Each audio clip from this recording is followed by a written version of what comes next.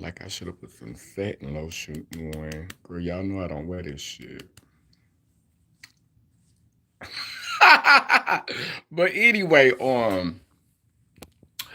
so we're going to do a little brief video to because I wanted to give like a girl's look. Wait, hold on, let me sit on the floor. Maybe that'll because I want to be down to earth while I'm doing this. I feel like I should have put some satin lotion on, some satin something. Oh, but anyway, so I just finished watching the girls, and I watched the first and the second episode. My daughter had sent me the link, but y'all petty, y'all wouldn't let me use that link, so I had to go ahead and buy it. And so I paid for to see the Girls Club. I watched the first episode. I think the second episode was called A Castle of Girls. But anyway, so let's get into it. The reason why I want to review this is because I'm trying to check myself on my own biases. Because at first I said I was not going to watch it because I said I wasn't going to watch it because of some foolishness that had happened. Because of so much stuff that has happened in the past with seeing a bunch of feminine beings gathered together in a space to fight and argue. It was promoted to get people interested in it. It was a really drama filled rollout clip, and that was problematic for me. So at first I was like, I'm not gonna watch it. I don't want to see, the girls do the same thing that other girls have. How can you know what's going on if you don't know what people who are not in your lane, like if you're not willing to hear other people's side of the story? And it really hit home for me when I was watching a video that Diamond Styles did, because like I told y'all yesterday in the video, um, I ended up going on her page because I wanted to see what she was saying about the whole Netta situation and everything that was going on with that. So I ended up going on her page. So she was like, she's not gonna watch it. And it made me check my own biases. It made me ask myself the question why I wasn't watching it. And again, it comes back to like, how can you really, be unbiased and really speak to a full range of things if you're not willing to hear from even those people that you consider yourself to be in opposition with? Okay. So after I heard that, I was like, okay, I'm gonna go ahead and watch the Girls Club because we don't have enough content out about trans women, black trans women in particular, to be being picky about the content in which we're gonna digest. And how are we gonna elevate the content, and how are we going to ask for different kinds of content if we're not willing to first view what is available to us?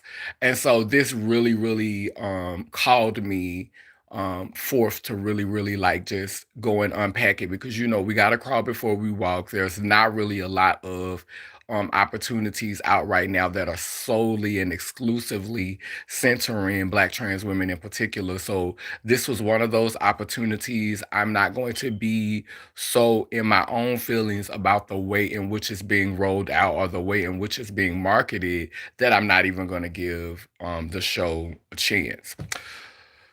So I went and watched it, and I have a lot of different feelings about it.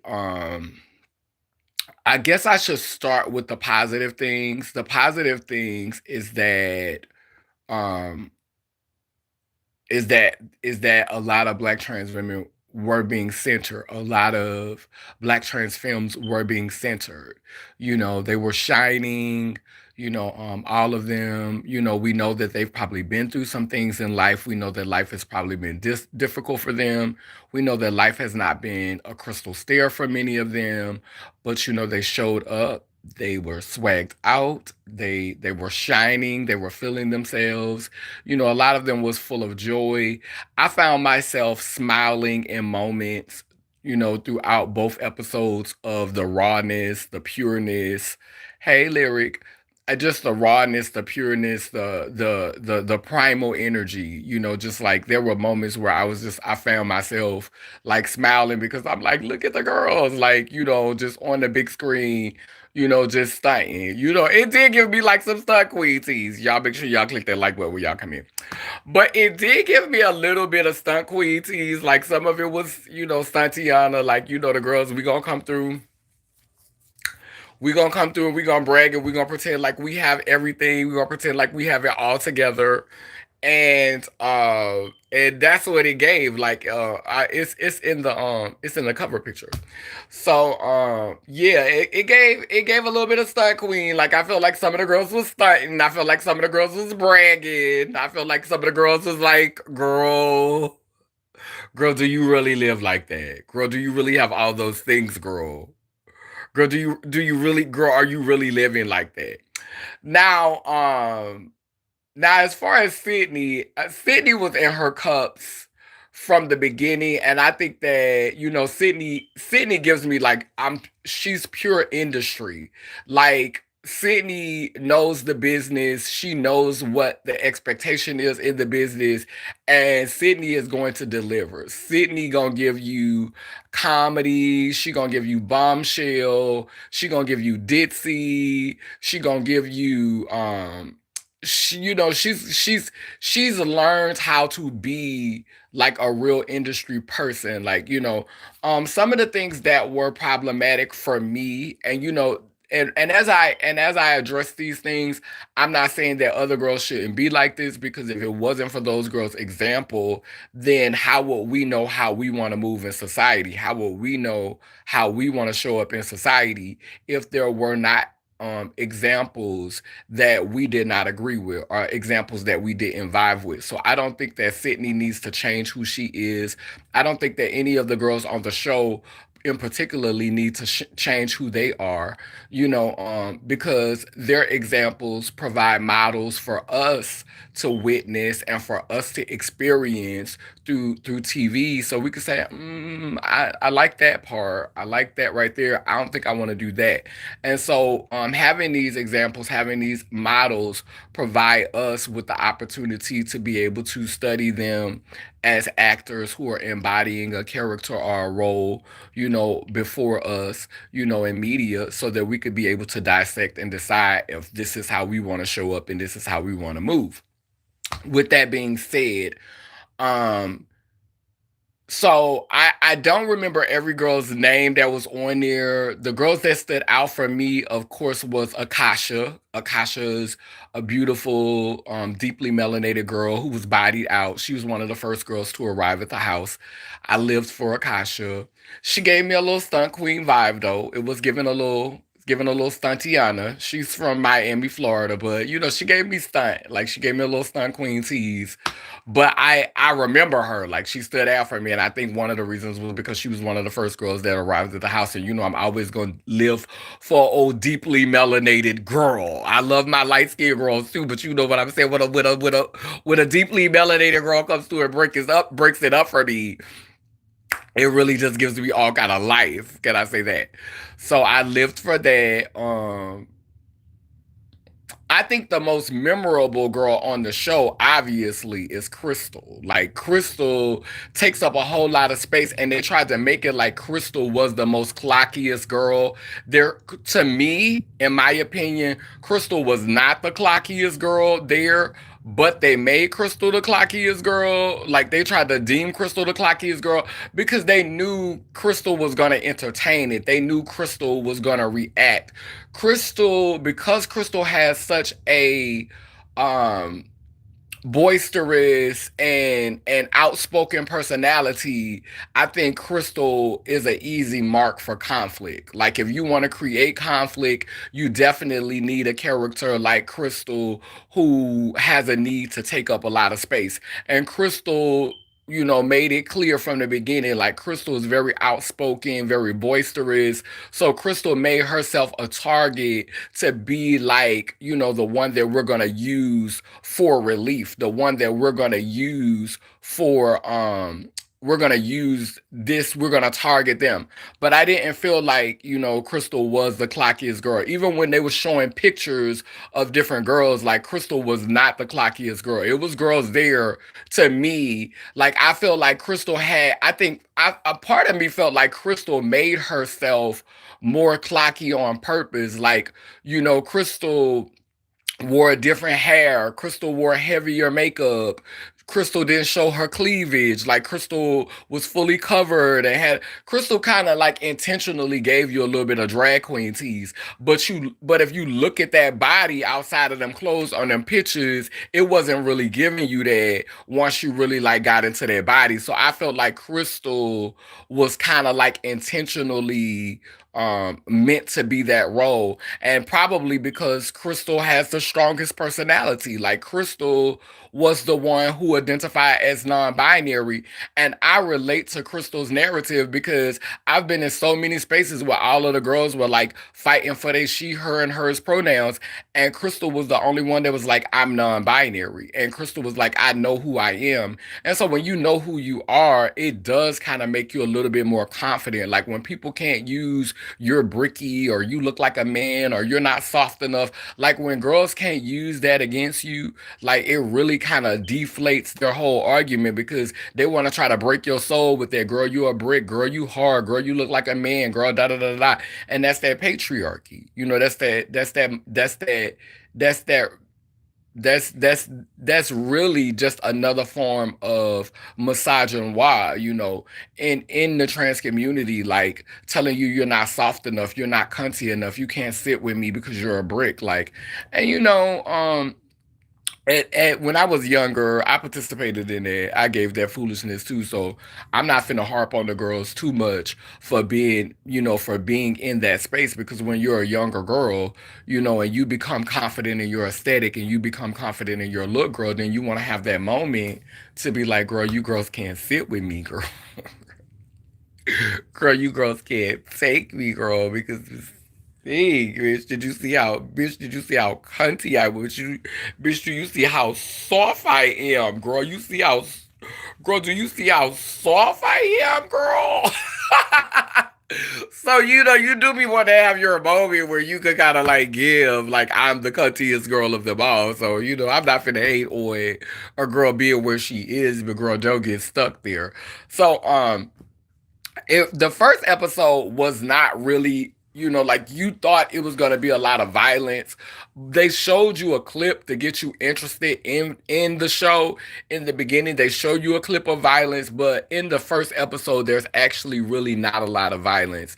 It's a lot of huffing and puffing, it's a lot of vibrato, it's a lot of saying it with your chest, it's a lot of you can't sit with me, it's a lot of that energy. Hey, how you doing? It's a lot of that energy, but it's not really like no fighting. Doesn't really the fighting doesn't really kick in until episode 2.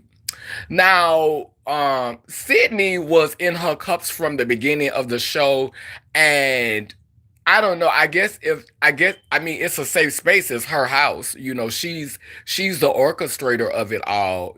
So it's you would expect for it to be safe. But I think this is just my opinion. I don't know Sydney Star personally. I've never hung out with her, so I don't know why.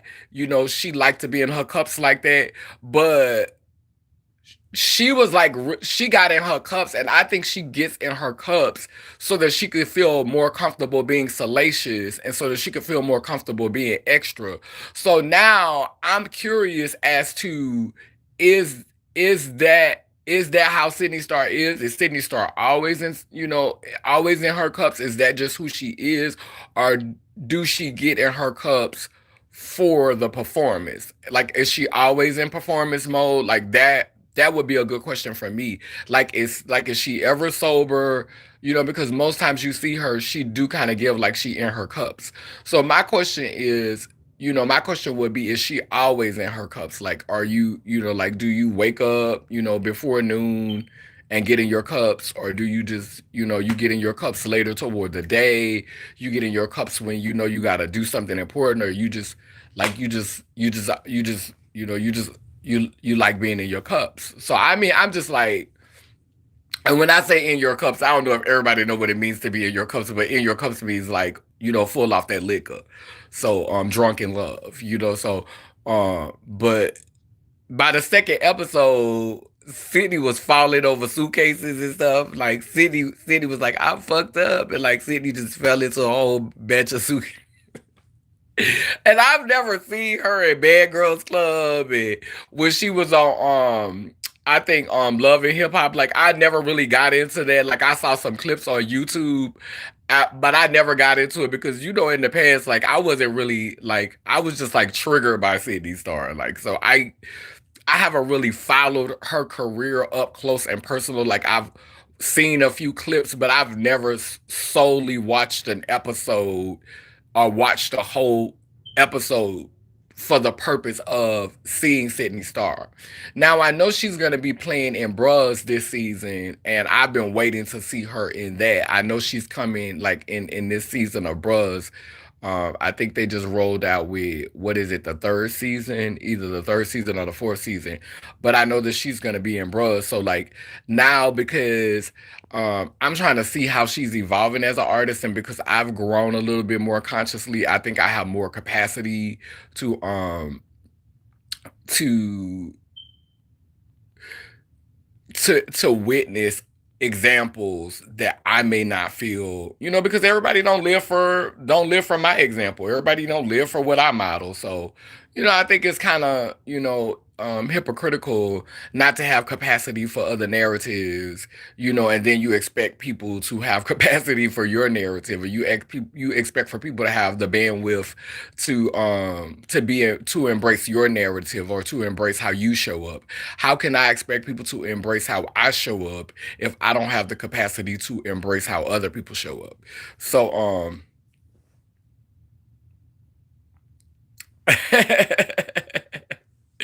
thank you, Yumi.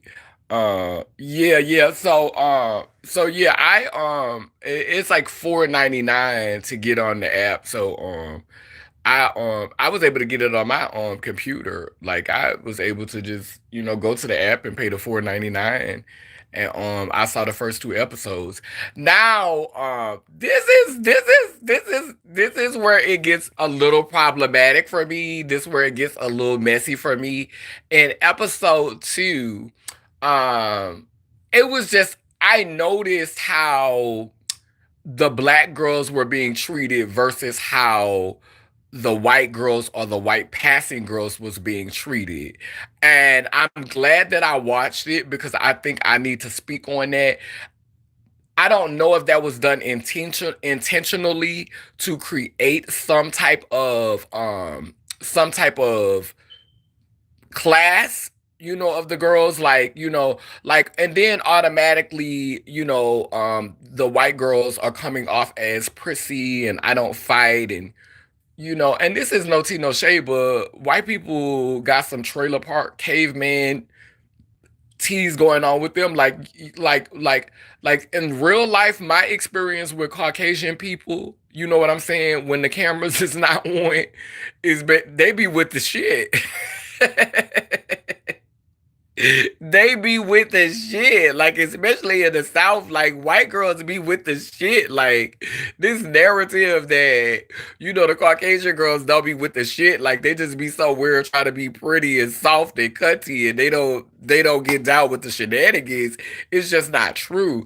I think it's better to depict them in that. I can see why you would depict them in that light, because if a white girl or a Caucasian girl jumps on a black girl in this climate, that will not go over well. That will not go over well, honey.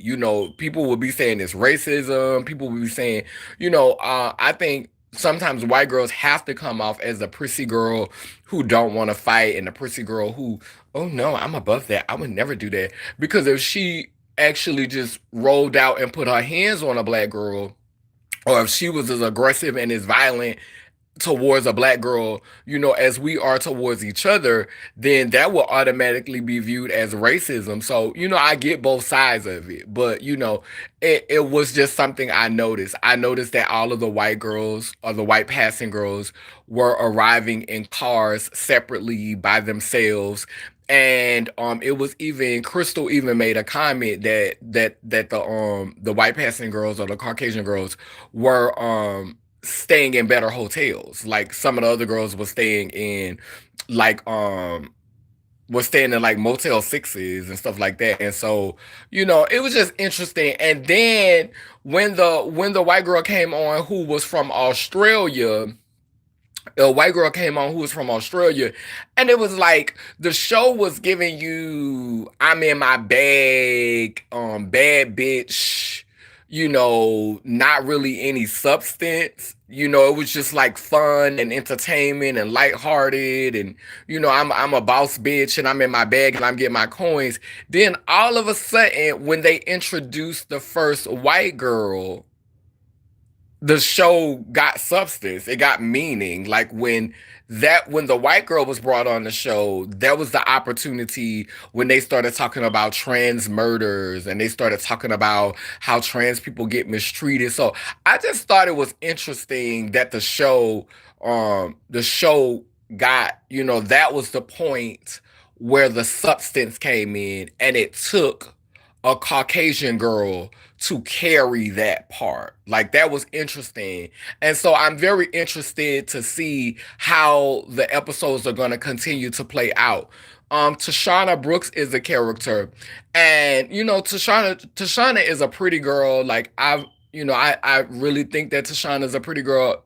She's obviously had a lot of work done, and I guess because she's had so much work done, she feels that gives her, the privilege to be able to call another girl a brick or call another girl clocky. And for me, I feel like when you have a lot of work done, just an extreme amount of work, I feel like that makes you clocky. This is just my personal opinion. Yeah, you have an attractive aesthetic, in mainstream, the pencil nose, the fluffy cheeks, the filler face, the glamazon, silver screen, you give that, the Raquel Welch, all of those, just like you give an aesthetic, a familiar aesthetic that is commonly seen in mainstream, but it doesn't necessarily make you the most passable girl. Like, yeah, you're mainstream attractive, you're mainstream ready, but are you necessarily, like, sometimes we confuse, and I think because we live in a society that looks at us through a white supremacist, patriarchal, colonialist gaze, a lot of times those girls who look surged are considered to be the prettiest and the most passable. I mean, passable where though? Because you're a passable girl, um, in major metropolitan cities and in big cities, because this is where, a lot of beings that were born with wombs that identify with the construct of womanhood, this is where they live and they get surged too. But girl, if you go into a small country town with all that work in your face, you know what I'm saying, and you go in, or you go to a third world country where people just they don't have all that work in their face. Like you go in the hood into the traps, with all that work in your face. I don't know it, baby. I don't know if you still gonna get the same response. Like, so it depends. Like passable is based on the spaces in which you're moving around in. And a lot of times when girls have the money to get that type of work done and to go through, to have those types of procedures, they don't go through all of that so that they could still stomp through the hood. So let's not erase, the hood, and let's not erase, the roots of our culture and the roots of from where many of us come from. Are you passable in the hood? Are you hood real? Like, can you stomp in any hood and get through without getting clocked? Or are you passable around Caucasian people? Are you passable in upscale environments? Are you passable in those areas? Like passability is perspective, and it depends on what spaces you're trying to move through, what spaces you're trying to navigate. And so, I just found it interesting to hear like they had Tashana to say that she was not, like Tashana said she was a brick and she wasn't passable. And even like Sydney's still a pretty girl, but make sure y'all click that like button when y'all come up here because y'all haven't been doing that. Sydney a pretty girl, and Sydney's still a pretty girl, but Sydney done picked up a little weight. And it's not big back energy yet, but it's definitely giving sturdy back. And I don't know if it was just me or not, but I did see like a little extra chin forming. Like it was giving me a little double chin tease. Was giving me a little like double chin tease. No tea, no shade. Baby, the girls talk about my crooked teeth with plaque on them, girl. So, one of my titties longer than the other one, girl. My nose is wide. So I know I could be came for. I know I'm not above being red, girl. But I'm just saying, girl, if we gonna call a thing, girl, like y'all is doing this for looks, girl. So, girl, it was giving me a mild double chin. It was that forehead is getting a little stronger. That forehead does look a little bit more defined. That back is looking a wee bit more sturdy. Yeah, I'm just saying. So, girl, if we gonna call a girl, if we gonna call girls bricks, if we go point it out, girl, like Sydney, girl, you a pretty girl, you're a beautiful girl, you're still a beautiful girl, but girl, you're not the fairest of them all, sis. You're not the fairest when you was a young girl. When you was a young queen. When you was a young girl. Girl, you was giving it, girl, but girl, over time, girl. Right. She must have stopped her modes because she needs to be able to plow them trains down. She need to be able to try to plow them trains down. Like, you know what I'm saying, girl. I was blowing her back out. I was blowing her back out. It's giving very much. Like Sydney looked very sturdy. Sydney's looking very sturdy. And that alcohol does help, with because alcohol, the doctor used to tell me when I was young, I'm not encouraging you to go and be a lush or be an alcoholic, but alcoholic does break the body down. Like men who drink excessively, they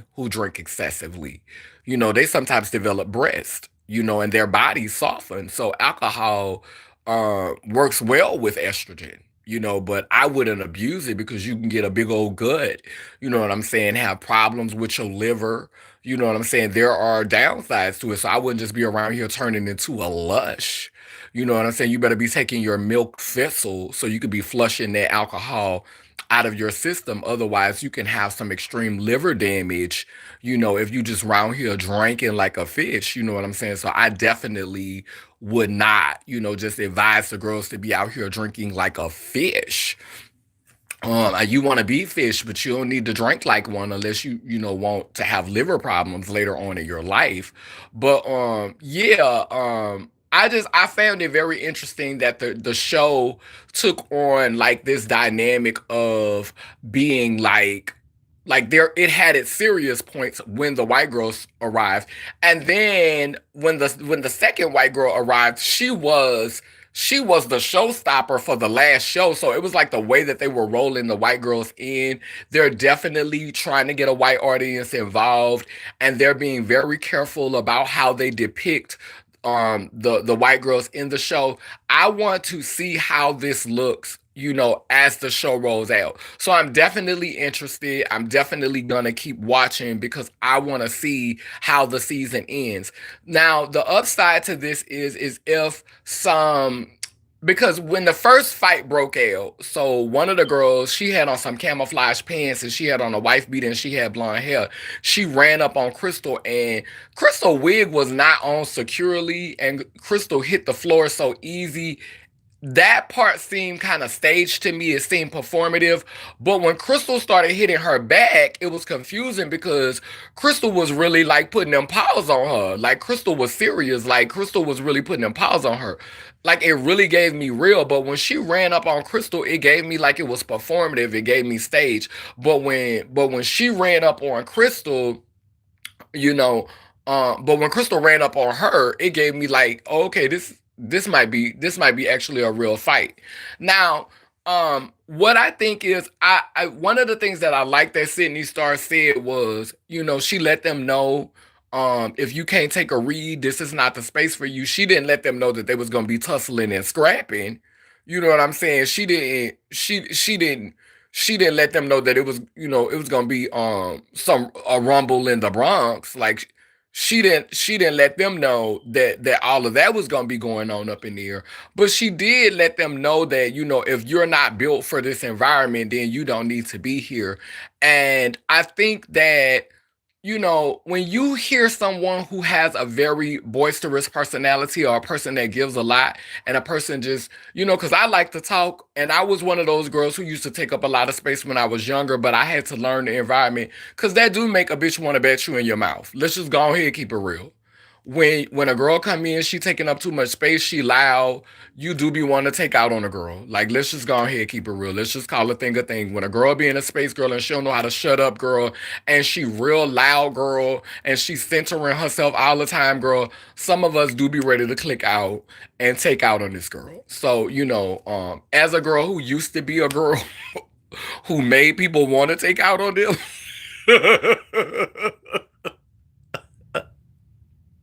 I definitely can relate to Crystal's narrative. And Sydney Starr even said she reminds me of me. Like she gives me my energy. Like when I was a younger girl, baby, I used to be like, ah, ah, ah, ah, ah, ah, ah. And girls did used to want to take out on me, girl. Girls did used to want to man a bitch up. So, just learning how to navigate the space and not always needing to center yourself. That's one of the reasons why I have a YouTube channel because it gives me my own platform. That's why I like my social media. It gives me a place to just like vent my feelings and to talk about how I'm feeling so that when I am in community and when I am engaging with other people, I don't feel the need to center myself and overtalk other people and just fill up the space and make it so that there's no room for silence, there's no room for telepathic communication. Like somebody don't always have to be talking. So I think when I was a young girl, I definitely was like that, and I know other girls who are like that, girl, when they come in, girl, especially if you're a girl that don't moan like that. You know what I'm saying? You a girl, you really moving from that testosterone space, girl. You would be the girl that be yeah, yeah, yeah, yeah, yeah, yeah, yeah, yeah, yeah, yeah, yeah, girl, just talking, talking, talking, talking. And people would be like, oh, girl, do this bitch ever shut up? Girl, this bitch made me want to punch her in her.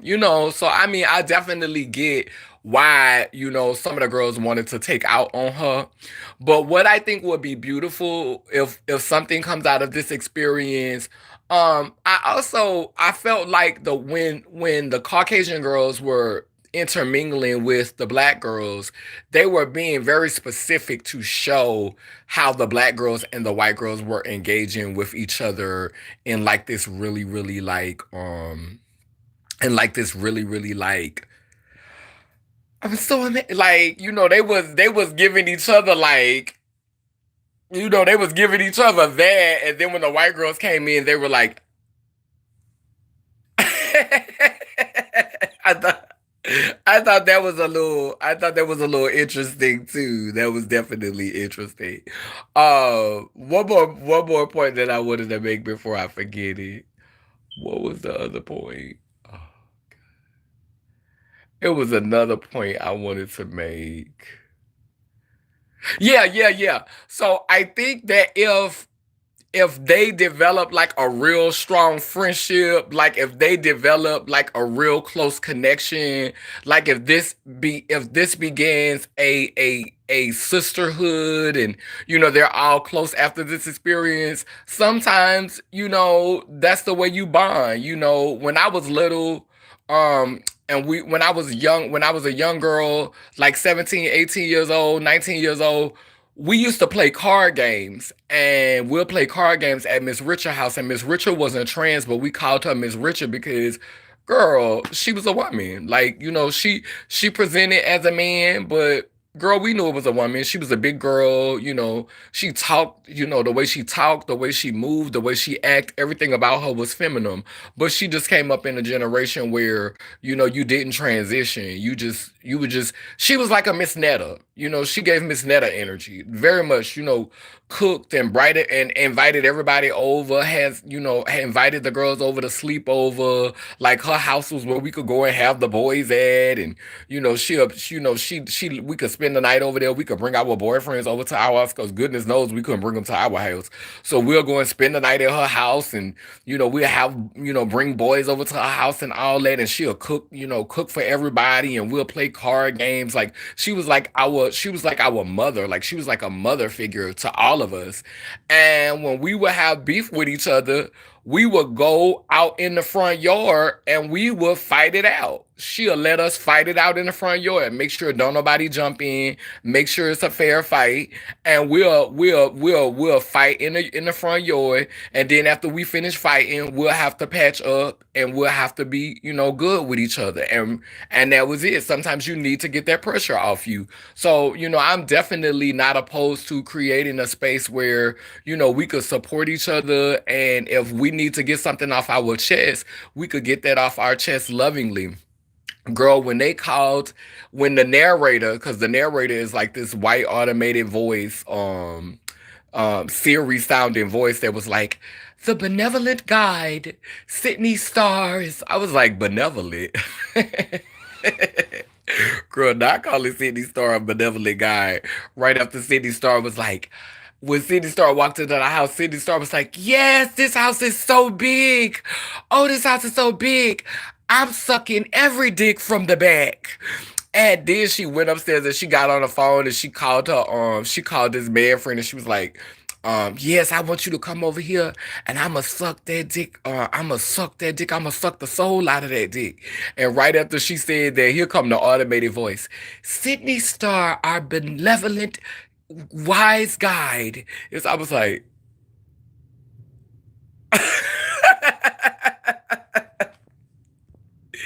it be the weight that do a lot of trans women in as they age. I just turned 30, and that's why I don't play about my diet and exercise. Right. Baby, it will spill some tea, honey. I'm so serious about it too. I was just about to say, Netta, I saw the first episode. Yeah, the first episode is not giving you drama. Like, you would have thought as soon as you would have stepped on there, it would have been drama, drama, drama, drama, drama from beginning to end. It was a lot of tongue wrestling in the first episode. And I mean, I get it. That's the industry side. I would love to see, because there's a lot of talent in the show. The girls are talented. The girls have presence. The girls are confident. The girls have invested in their transition. They've invested in themselves. It was not any wildflowers. It was not any shy girls. It was not any girls that you ask, okay, why is she there? Like, there wasn't one girl that I would have said, okay, why did you pick her? Why is she there? Every girl there, she had a lot of big personalities, a lot of bright personalities, a lot of girls who have been invested in their transition, a lot of girls who show up. The only thing that I don't like about the whole girls thing is, like, I feel like there was, and I mean, you also have to, be honest, like, how many truly, like, natural girls, girls who don't wear the wigs and don't wear the makeup, and girls who are just natural, soft, pussy girls. Like, I mean, because those girls were soft, but it was still I don't know if it's because they're young, there was still like a firmness to their bodies. Like, you didn't really see any, like, extremely broke down girls, like extremely like bitch, it was some of them had clapping asses, but them titties, all of them was giving me implants. None of them was giving me like moan titties. Like, so it was like it wasn't a everything move, everything shape type thing. Like you didn't really see like like the soft girls that like black girls that don't wear the wigs and don't wear the makeup, and bitch,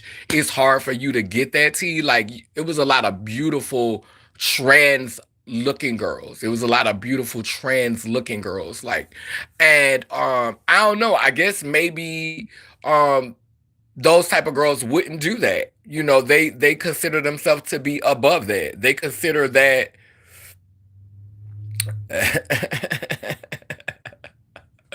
Thank you, Mada. Thank you, Mada. I love you. Yeah, I guess, because when we say the girls, those are the girls. Those are the girls. But girl, I'm talking about the ones that you just not getting. The ones that she could be sitting next to you, talking to you, holding a conversation, and you're like, Carl, I didn't even know you was, because they exist. Wash face, their own natural hair, no wigs, no makeup, skin as smooth as butter, arm, hands, feet, passing all the tests. You ain't getting it, no way, shape, form, or fashion.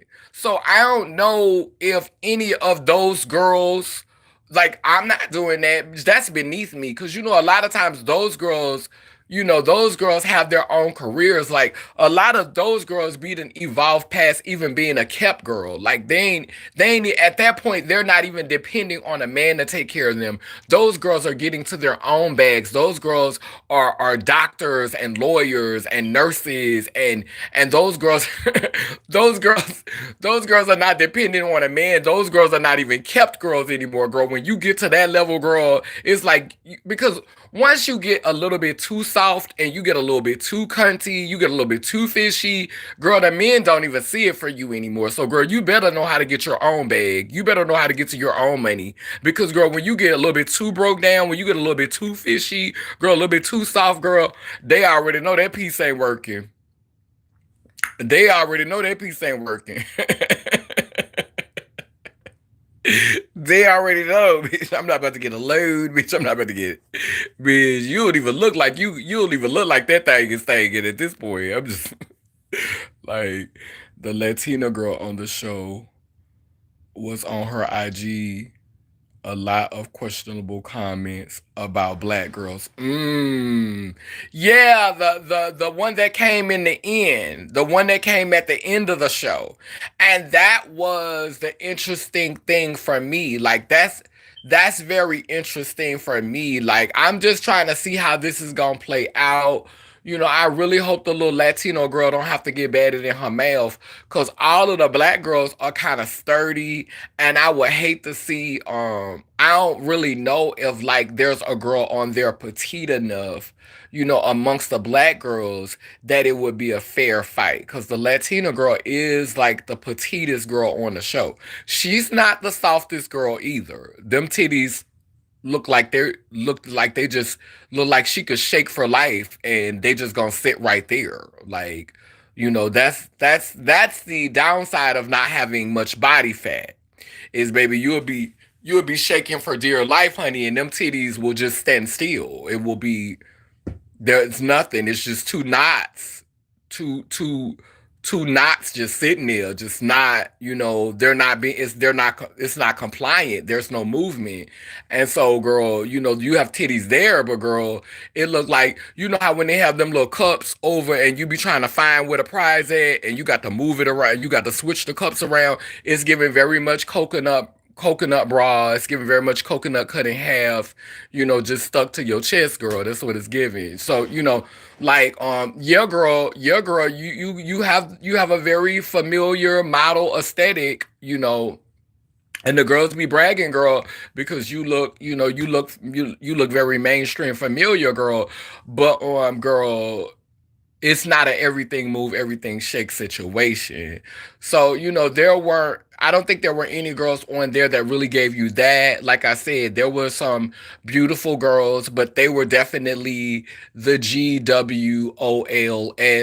And for them girls to be, talking about bricks and, that and that girl, there wasn't like they weren't the fishiest of the fishiest.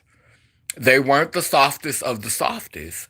The softest of the softest girls wouldn't even entertain that show. They wouldn't even sit on that couch. They wouldn't even be a part of that girl because they're too busy trying to live.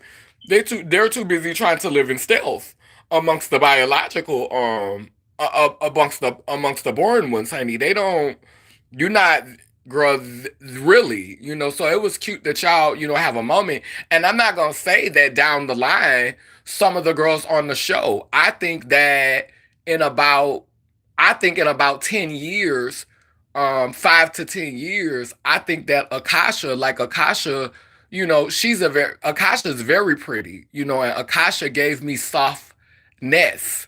And I think that as Akasha ages, in her womanhood, I think that, later on she's gonna be, one of those kind of girls. It's a few more girls on there that I feel like it was another girl, I can't name her name, can't think of her name right now. She was arguing with she was arguing with Crystal over the live at the beginning of the show, and she was a soft looking girl, like it was she was a lighter girl, with like some curlier hair. I can't think of what her name was, but she was a soft looking girl, like, but none of the girls were giving me like, you know uh, I think there was a girl that was thicker that was from Cleveland. Of course, she was a softer girl.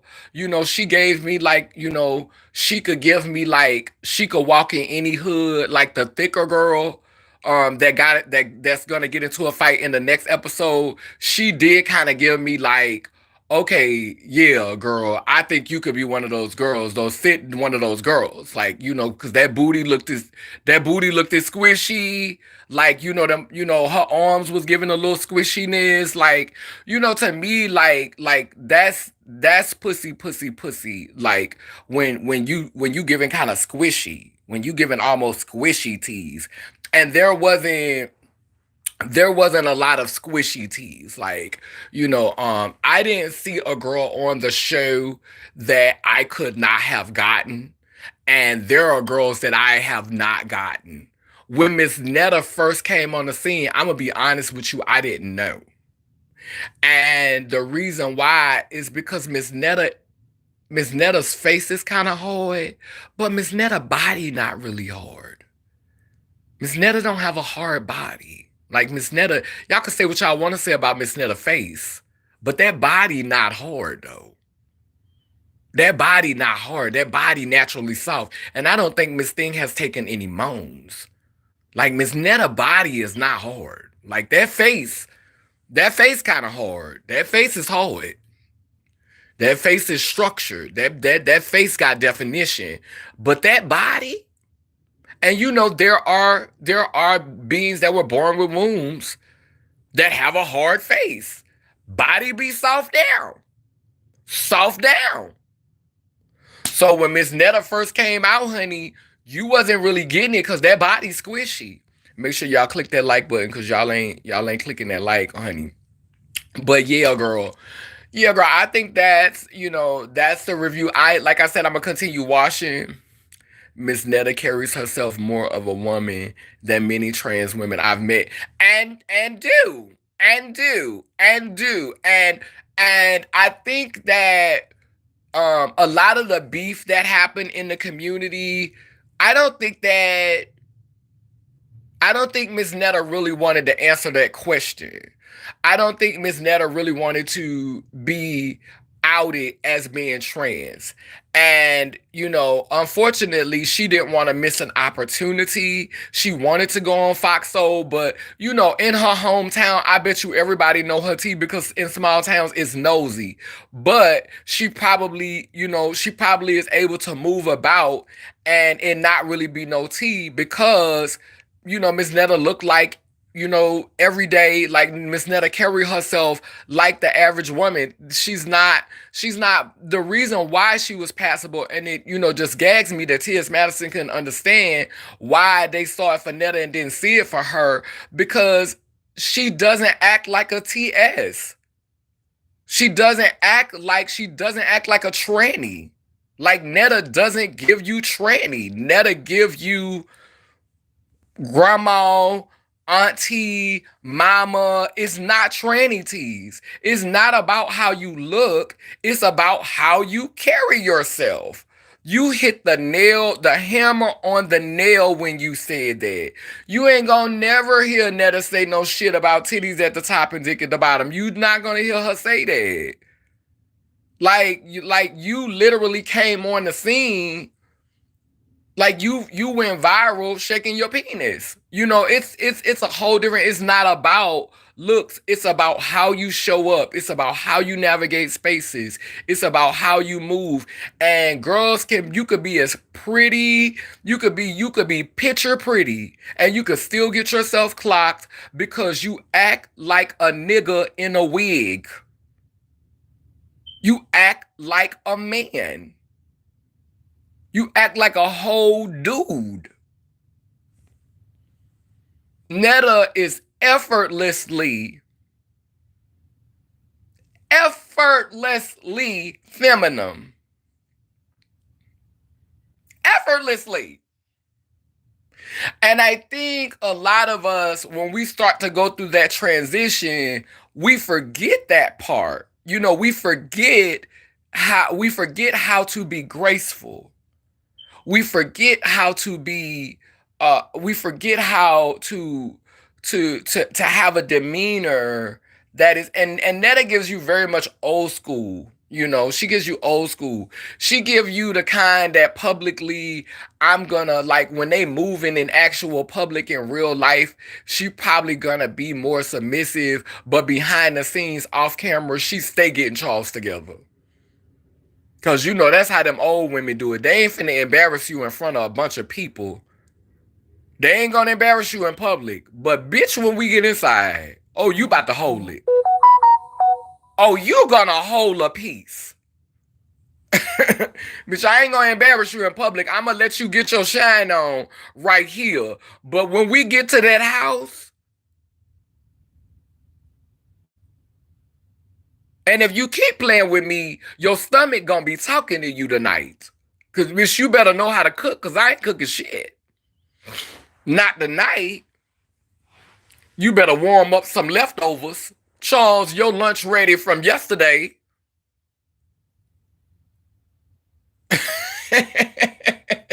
Charles, you better heat up your lunch from yesterday. But yeah, girl, being a lot of times the pretty girls, those mainstream pretty girls, that's what you're for. They want to fetish you, they want to fetishize you, they want to treat you like a blow up doll, they want to use you as a trophy, but that's it. A lot of them, they don't want a wife. If he do want to wife you, he probably finna use you just for clout or something. You know what I'm saying? But the Nettas get wifed. The Nettas don't get fetishized. The Nettas get taken seriously. The Nettas of the world. When he ready to settle down and get married and be in an actual relationship, he gonna look at you and he gonna look at Netta.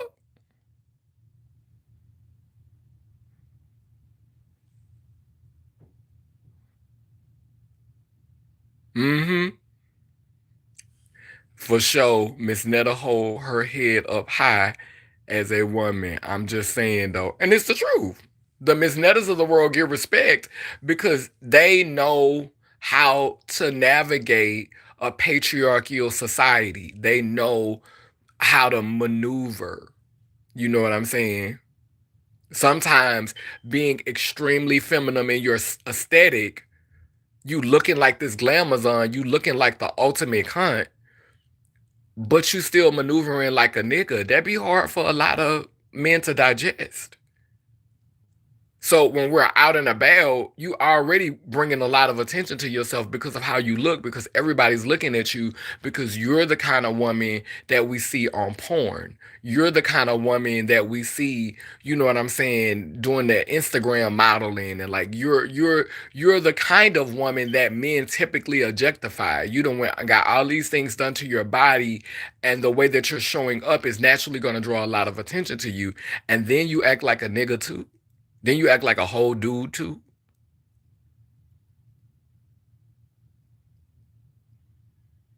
Men don't, a lot of men don't want that. They don't want that. They don't want you to have a overwhelming aesthetic, an overwhelming aesthetic, and then you got an overwhelming personality too. Mm-mm. That don't work in patriarchy. But they will pay you. They will give you a nasty coin. They will fetishize the hell out of you.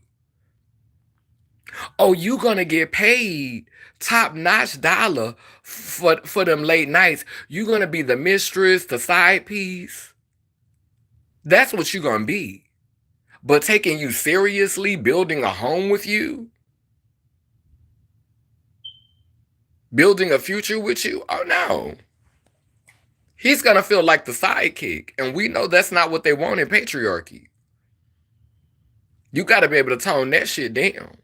So the Miss Netta's gonna win every time. The Miss Netta's gonna win. The Miss Nettas of the world gonna win every time.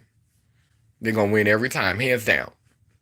Hands down. But that's what I saw, that was my and that's why I try to, that's why with my transition and how I show up, um, I try to fall somewhere in the middle. Y'all know the only reason why I put on this wig and these lashes and this lip and stuff was for this video. But this is not my normal aesthetic.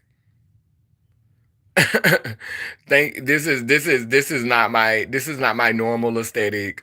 This was just for that.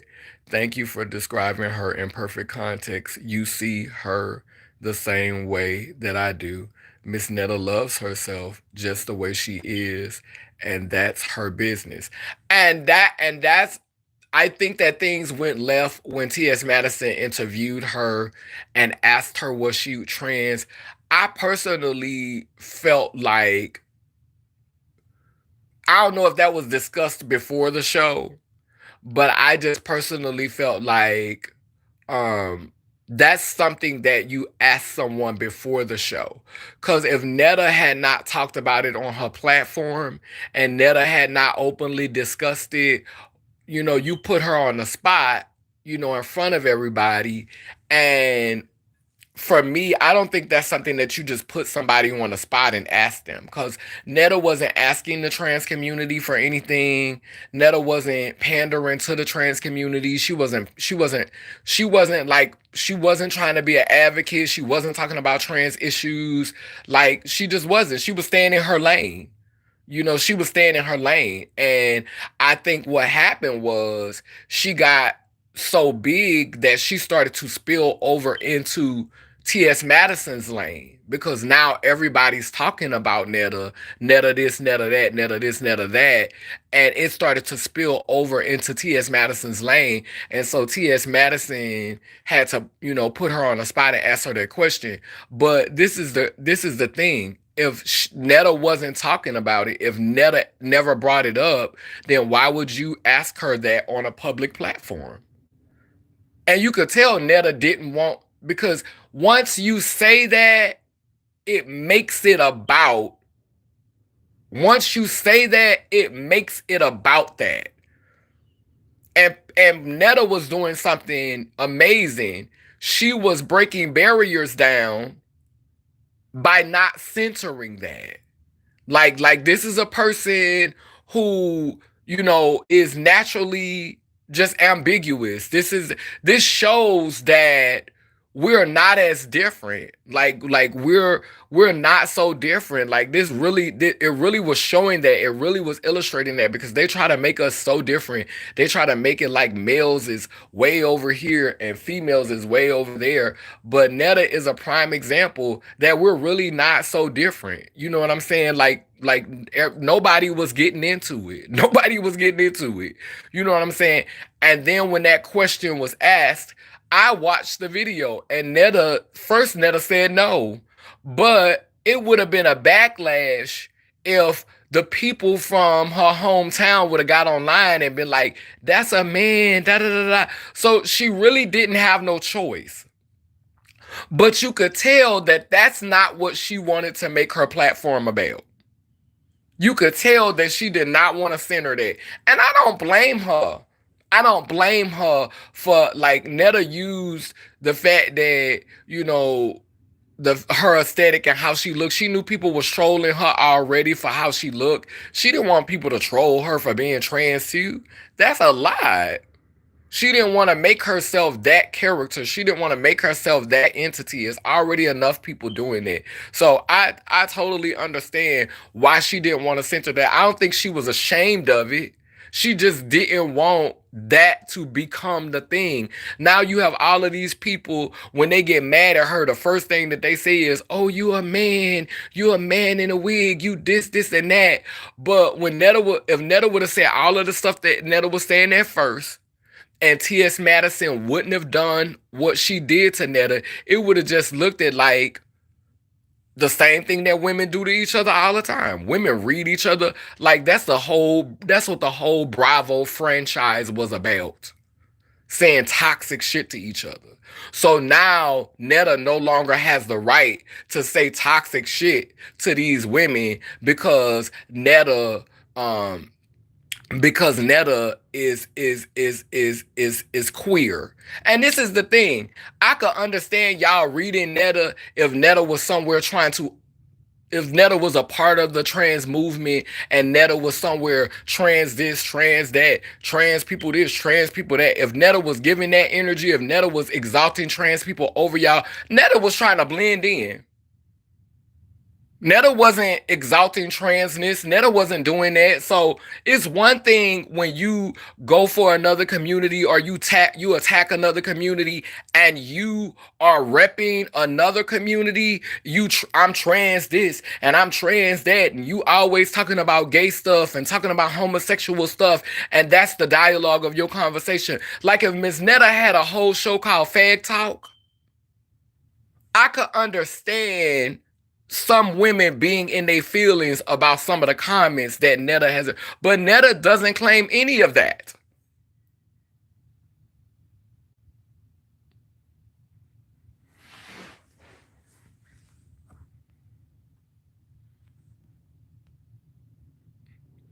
I side eye Madison for asking that.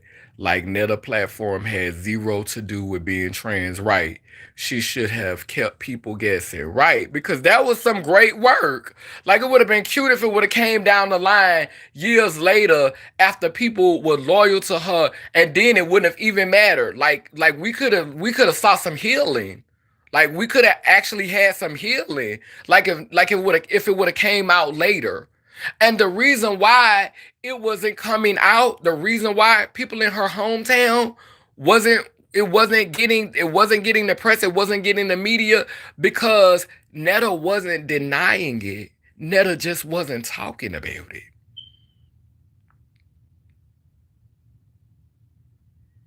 So how is that, how does it benefit them to get online and to drag Netta when Netta just wasn't talking about it. It wasn't important. Exactly. Netta really didn't want to entertain the question at all. I get it, because once you say it, regardless if people suspect, then that's when your transness is either centered or used against you. Exactly. Yes, you could tell that she was being put on the spot. Yeah. She was so uncomfortable with that question. And for you not to understand the karma that came after you did that. Like for you to get on your platform and play the victim after you literally outed outed Netta. Then Netta became, once you outed Netta, you made Netta a free for all for the for Craig. Once you did the work of outing her, now Craig could sit on his platform and have a free for all. Cause nobody would have really paid Craig no attention if Craig would have been saying all of that before it was confirmed. They would have been in the comment section windmilling and reading the shit out of Craig. They would have been wearing Craig out if Netta would have never confirmed it. So first it had to be confirmed to start down the tearing down process. It had to be confirmed first. That's what you got to get into. It's like playing tennis and you set the ball up. First, we're going to out her, then we're going to drag her.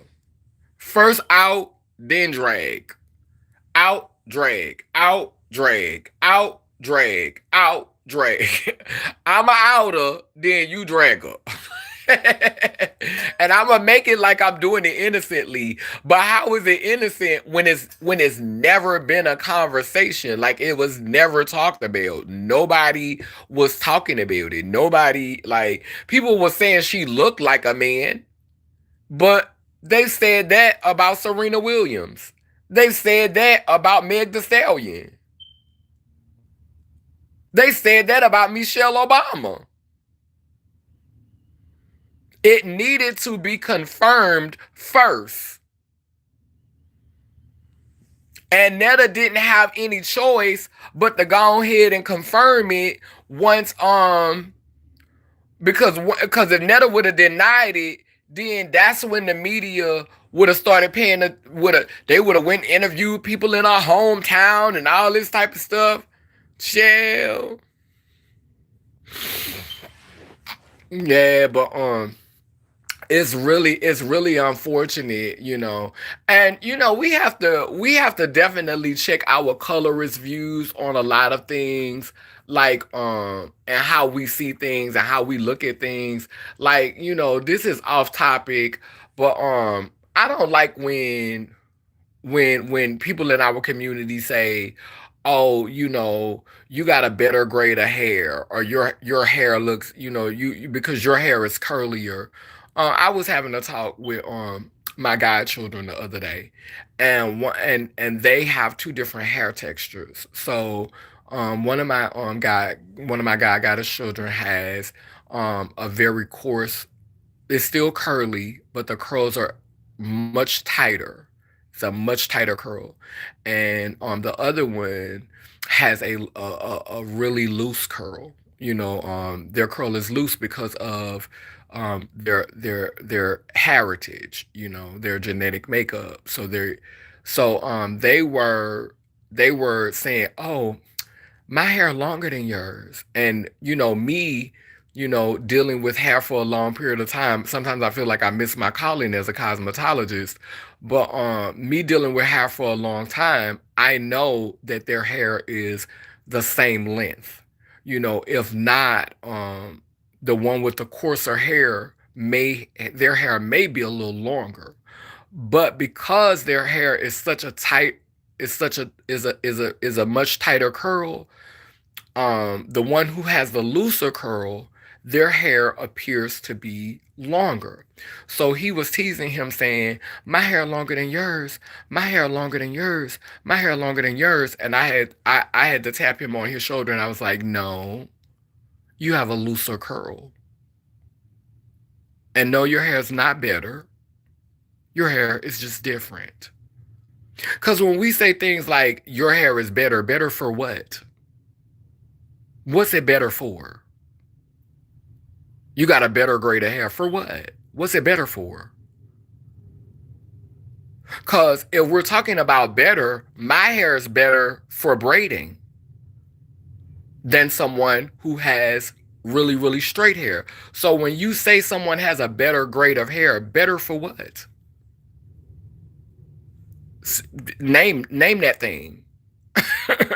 Be specific. Why is it better? Is it better for white culture? Is it better for white supremacy? Is it better for colonization? Is that what you mean? Be clear about what you're talking about. Be specific. And they be calling Miss Netta a man in a wig, but Netta wear her real hair. Netta wear her real hair, like a man in a wig. No, no. Miss Netta wear wigs on special occasions, like most females do. Right, that's that's definitely texturism. And so like saying someone has a better grade of hair because their hair is a looser curl or their hair has their hair is straighter. No, you have a looser curl, you have a different texture of hair. I love that you said the word texturism. Thank you for that. And we have people in our community who swear to God that they're not colorists, but they still using language like that. Better. I saw somebody say that the other day on a live I was watching, and I was like, girl, no, this lady did not just sit up here and say he has a better grade of hair. Like, girl, and girl, you went to college, girl, and you have a whole degree, girl, and that was the best word you could think to use was better. Like, no, you have a different texture of hair. Your hair has a looser curl. And that's why I have to tap him on the shoulder and say that to him all the time. Like I find myself having to do that all the time because when they go to school, there's, they're being groomed to see themselves in a certain way and expect certain privileges for how they show up in society. Miss Netta shouldn't have to defend her appearance or how she lives her life no more than anyone else has to. There are women like Miss Netta. When I grew up, everyone respected them. Exactly. They were the staples. They held everything together. They were the backbones. They held everything together. And this is the thing, even when we were younger, before transition started, like I remember there was so many androgynous looking males. Like when I was growing up, for lack of a better language, we used to call them punks. We used to say punks. We used to say sissies. But baby, before we started participating in this matrix, before we got caught up in all of this, before because TV was not really a thing, you know, um, 50, 60 years ago. And because black people weren't seeing themselves on television, some of us were not impressed with TV. So TV wasn't a real thing. And so you did not have, they were listening to the radio. And so you didn't have images to influence your aesthetic. You didn't have images to influence how you would show up. And I think that's why the television was very important to start brainwashing people and telling people in order to be accepted. They used RuPaul in that way. RuPaul, and don't get me wrong, I'm not disrespecting RuPaul. I have a great amount of respect for RuPaul. RuPaul was one of my first examples into the queer community, into becoming more balanced, into accepting all of myself, into embracing myself. And I'm not going to take that from RuPaul, but RuPaul has said that they wanted to do, they wanted the way that they wanted to show up was they wanted to wear the afro wigs. And that's what RuPaul was doing at first. Their the way that they showed up was a lot more rooted, but that wasn't making them any money. What made them money was the blonde bombshell, the more Europeanized look. That's what made them money. And they used RuPaul to push that on not only trans people, not only feminine beings, but females. They used that to push that on all of us. And so, because we were being seduced by the box and we were looking at these images on TV, you have to understand that our elders and our ancestors, they were listening to the radio. And before that, they weren't seeing mainstream images of people who lived in metropolitan cities. And so, they didn't have the same pressures that we have. They didn't have those pressures. And it's amazing that when we didn't have those pressures to conform, males and females did not look that different from each other.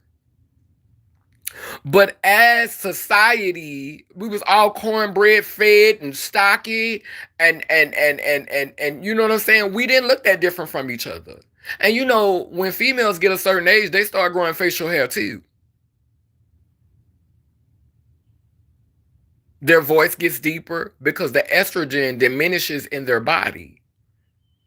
So we was all somewhere looking alike. You know, we was all somewhere looking like Smurfs, looking like a Smurf village. We was all somewhere giving minion teas.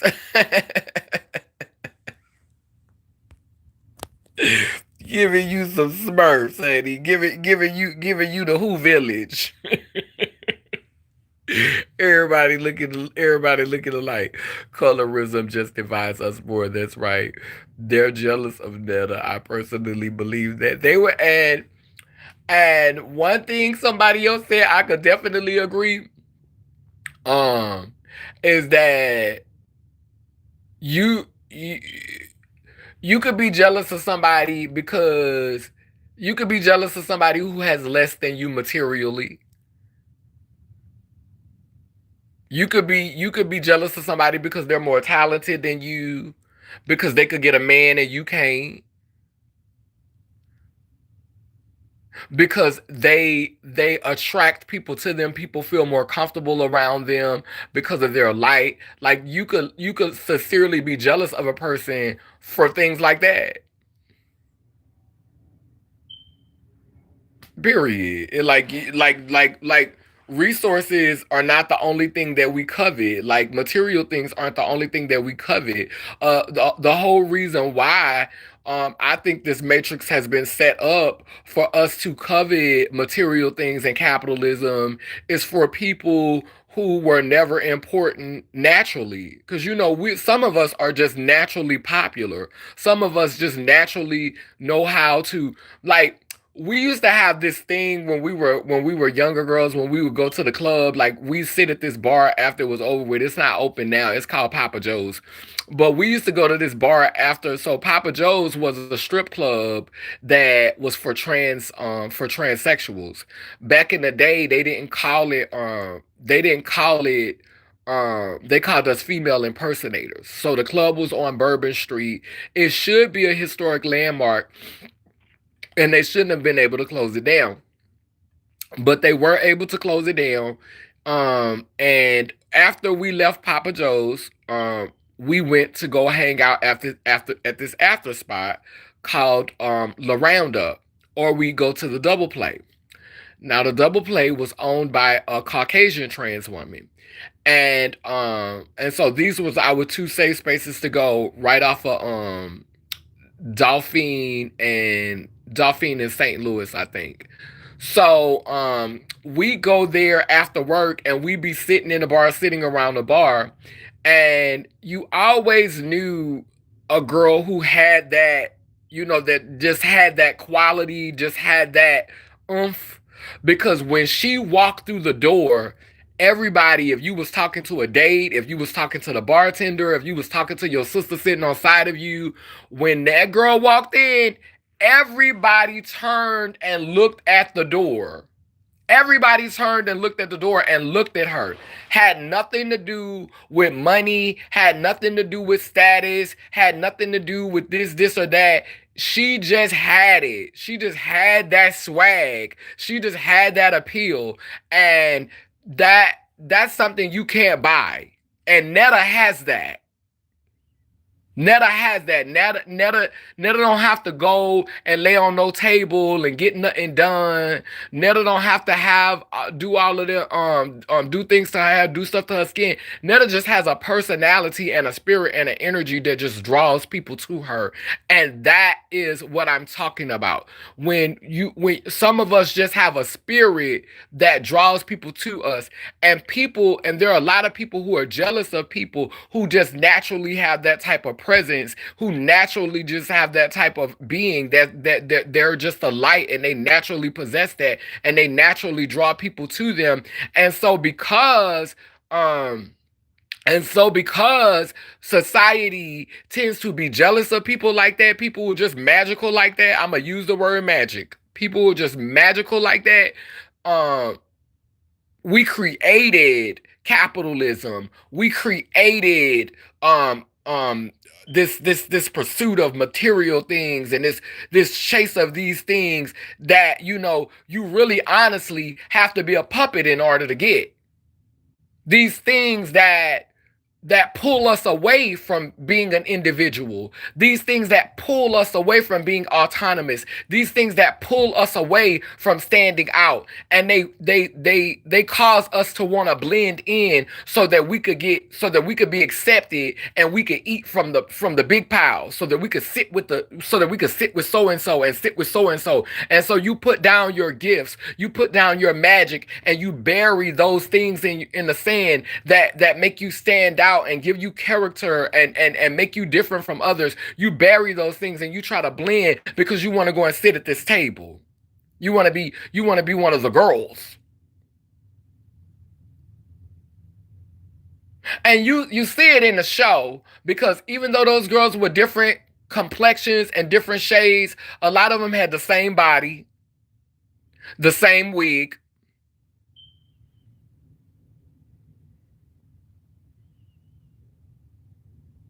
There was not it was different complexions, but it wasn't really different swags. It wasn't really different energy. It was a lot of the same energy.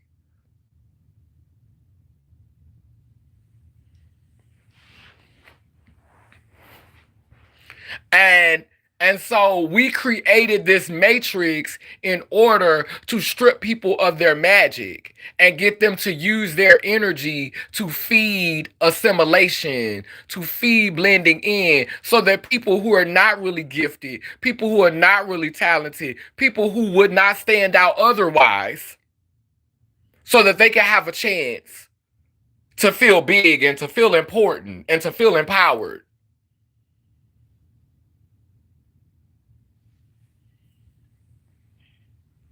Fembot tees, right? So that they can have an opportunity to feel like they're the shit. Cause girl, you wasn't that otherwise, girl. Nobody knew you. Nobody was paying attention to you, girl. Nobody cared, girl. You weren't important. But now, since you're trying to mimic and blend in, and you're trying to add your little zhoosh to colonialism and to patriarchy and to white supremacy, now that you're trying to put your stamp on it, now all of a sudden we see it for you. But girl, we didn't see it for you. We didn't see it for you in the village. We didn't see it for you in the hood. We didn't see it for you in that small country town where you grew up in. Girl, nobody knew you. Nobody cared. But girl, you started performing the way Massa wanted you to perform. You started giving that performance, and now, oh look, you got a seat at the table. Now you get to be an honorary minion. Oh girl, look at you. You're moving on up, girl. You the head minion. And don't think, because I love Minions. I watch it. I watch every episode of Minions. I love Despicable Me. I've watched all of them. But that's an agenda for children. Just like they be putting out all of those Transformer movies and getting us ready for AI and technology and all of that. Minions is something too. You got this big white man called Gru, who is over all of these minions that are of color, We don't know what color they is. I think they yellow or gold. But all these little minions that their voice doesn't matter. That's why they ain't give them no words. Don't matter what you say. Because you don't have a voice. You're a minion. You're a worker bee. Do what I say. Oh, that's an agenda for children. Y'all worried about trans people. Y'all worried about gay people. They got the president in the office talking about he getting rid of this, and he taking away this, and he taking away that, and they taking away this. Child, minions is a whole agenda that prepares children not to have a voice when they grow up, to be worker bees, and to do what that big white man say without any question, to merrily and happily do it because you're happy to be a minion, because you remember watching that cartoon when you was little. You loved it. And so you grew up and you wanted to be a minion, a voiceless being that looked like everybody. All y'all looked the exact same. The exact same. And this is the thing, like, it's one thing for everybody to look the same, and it's because you're not being influenced by someone. It's another thing for everybody to look the same, and there is someone influencing you. There is an outside force that wants you all to look alike and all to blend together, but they want to manipulate that and control that. So that's a whole different thing. Because I said earlier in the video, when before we were being influenced by television and before we were being influenced by mainstream media, we did look similar, but we weren't being controlled by a force. Unless you want to talk about the church. And Massa was up in there too. We just gonna go on here and play the whole tape and keep it real there too. I'm so glad that Miss. I'm so glad this. I'm so glad you saying this. And Miss Netta reminds me of people in my neighborhood. That's right, Fly Guy. 100%.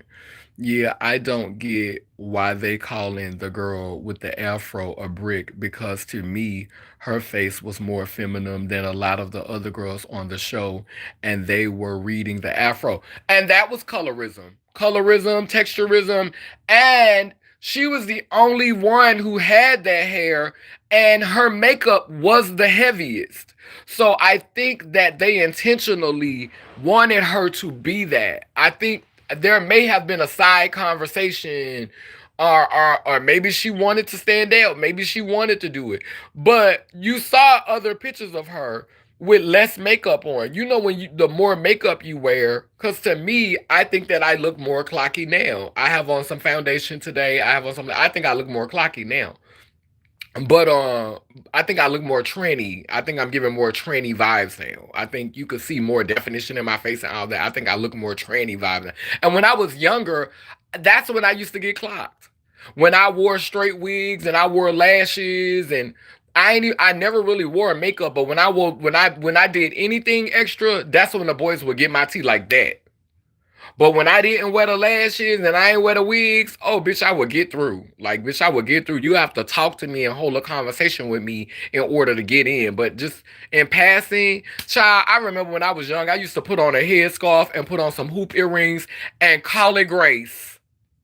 Call it grace. Bitch, that's it. That's it. Bitch, I can give you Project Fish effortlessly.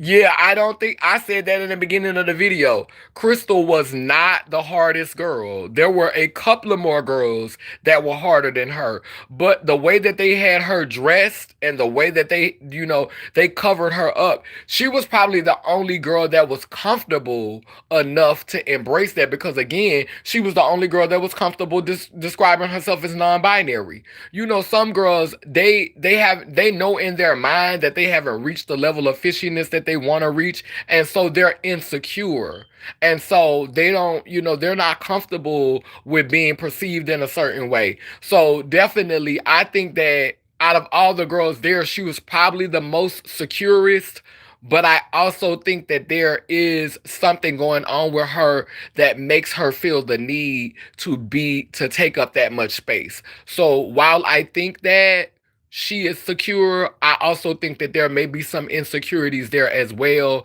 that cause you to be the need to, to be the comic relief, to be, for lack of a better word, the clown. Because she really honestly didn't need to be the clown, because Sydney Starr was giving clown energy herself. Like Sydney was giving very much clown, sending the clown energy herself.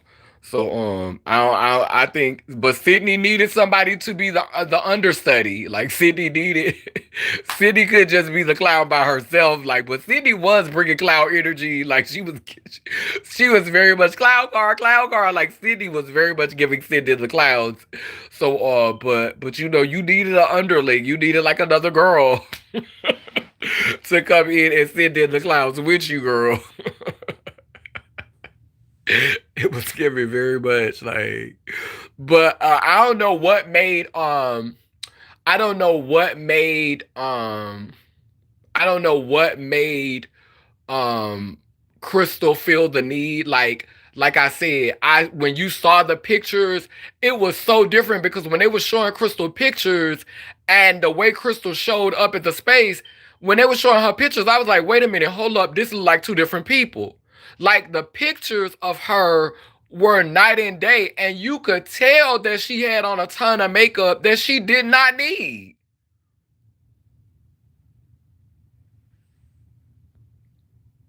She did not need. She had on a ton of makeup that she did not need.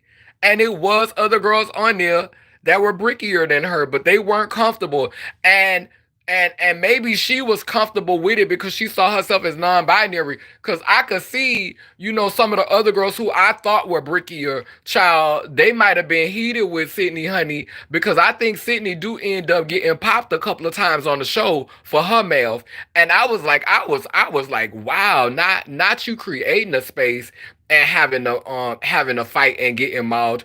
I couldn't imagine creating a space for the girls to come together and one of the girls taking out on me and mauling me in the house that I brought y'all together in. Girl, I could not imagine that, girl. Bitch, I brought all of y'all together, bitch, for one of you bitches to maul me, bitch. I don't know if I would be able to live that down. I don't know if I would be able to live that down. I don't know if I'd be able to get beat up in my own house.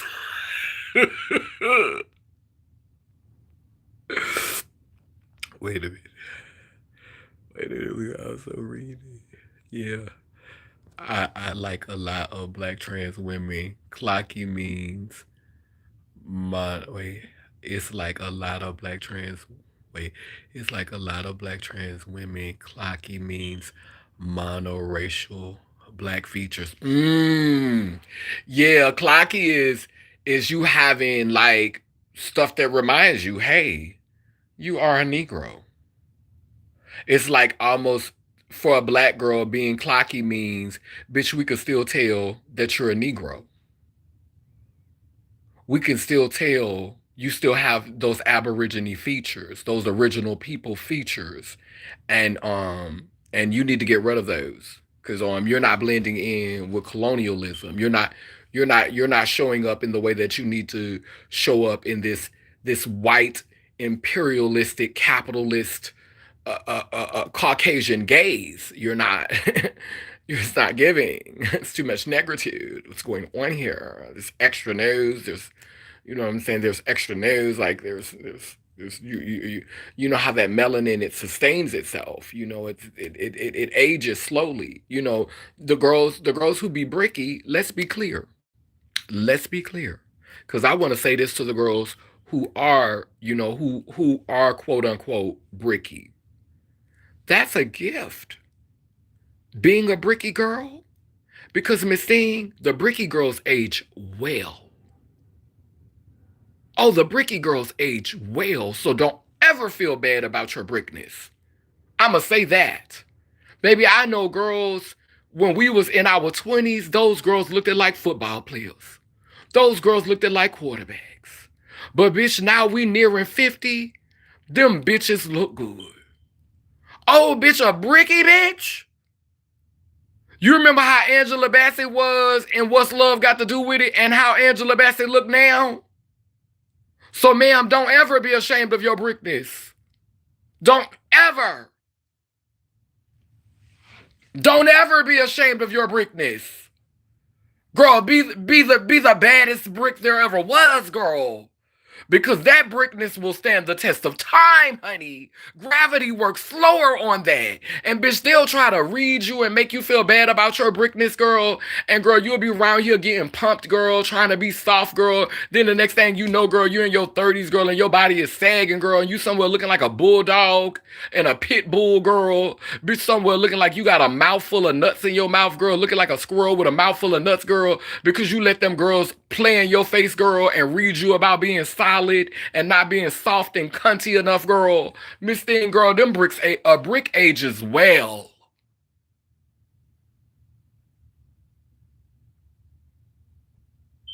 Bitch, you don't hear me though. A brick ages well. That's what they're not gonna tell you. That's what they not gonna tell you, baby. A brick ages well.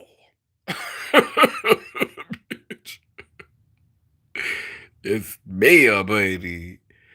Bitch, I look at the girls when we was young, girl. The girls when we was younger, girl. And girl, they was like, oh, she looks so hard, girl. Girl, she a brick, girl. She hard.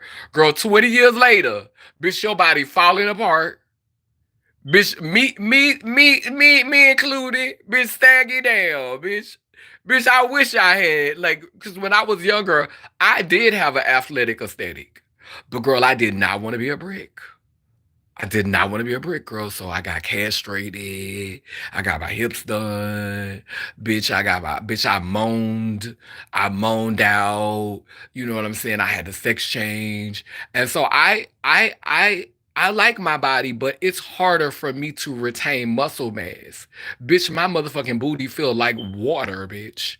And bitch, I just want that bitch. Like my booty hole got grip. Don't get me wrong, the booty hole ain't loose. The booty hole still tight. It still take a minute to try to get up in that booty hole. You ain't just finna be just diving in the booty hole, bitch. I'm not wallless, but girl, you would never be able to tell from how that booty be jiggling. Bitch, that booty be moving like girl, like bitch, I don't have no walls. Like there's no walls.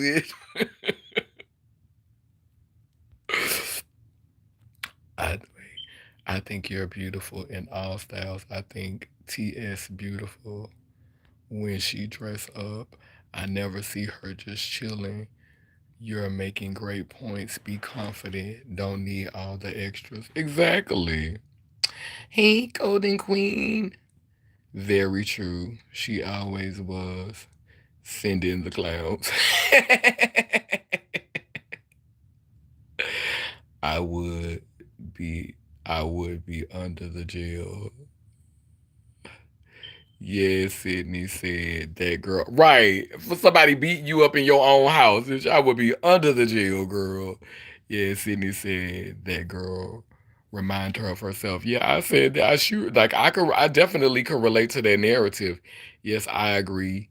Large hands, big feet, they teased me so bad. When I embraced all of it, my life took off. Exactly. Cause sometimes we be our own worst enemy. Embrace your motherfucking self. Exactly. Oh my goodness.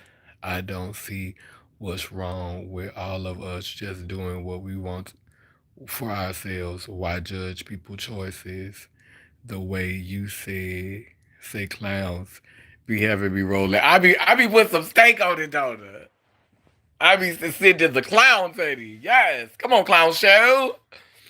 It's giving clown show. It's giving sending the clowns. Clown car, clown car. Let me. It's giving sending the clowns. It's giving very much sending the clowns.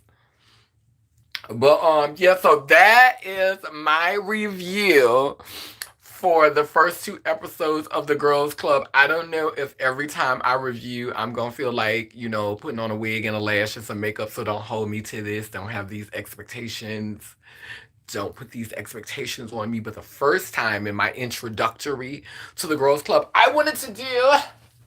I wanted to give you a little something.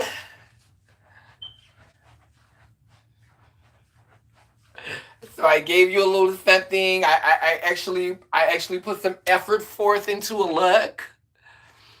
I actually said, okay, I'm gonna try today. I'm gonna do something. I'm gonna take my time and put on some makeup.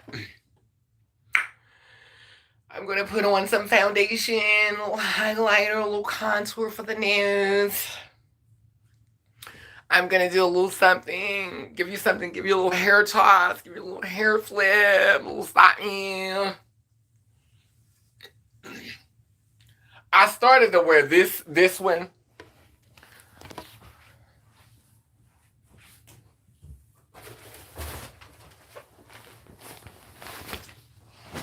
I started to give y'all this.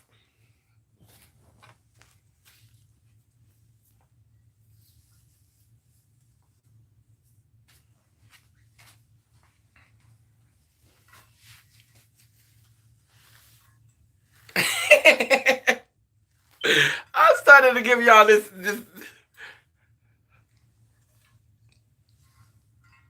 What happened? Wait, stop. Wait, stop. Wait, boy, you so fucking crazy, boy. Boy, you so fucking crazy. Boy, stop.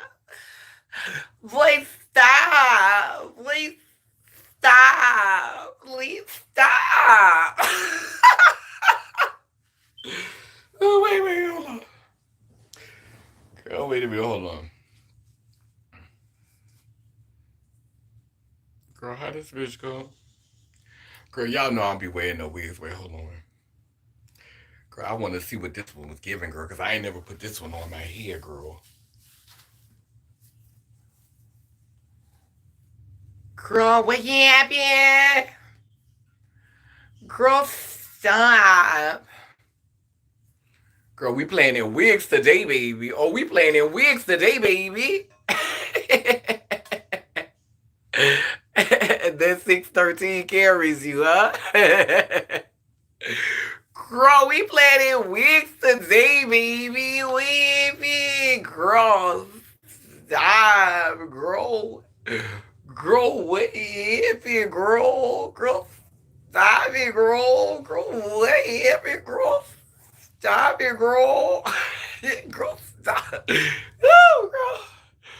Girl, I be having these wigs just thrown up in the bed, girl. I know they be mad at me. They be like, why are you mistreating me like this, girl? Why are you mistreating me like this, girl? This one is terribly mistreated, girl. She has been treated horribly, girl. Girl, she needs to be restored, girl. Girl, she has been treated horribly, girl, man. Girl, she has been treated horribly, girl. Yes, I'm a blonde. We have more fun, girl. Girl, we have fun, girl. Girl, this that RuPaul hair, girl. We have more fun, girl. Fun, girl. No, oh.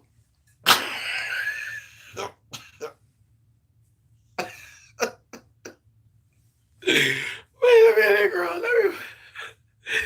Hey, girl, let me keep it together, girl. Keep it together, girl.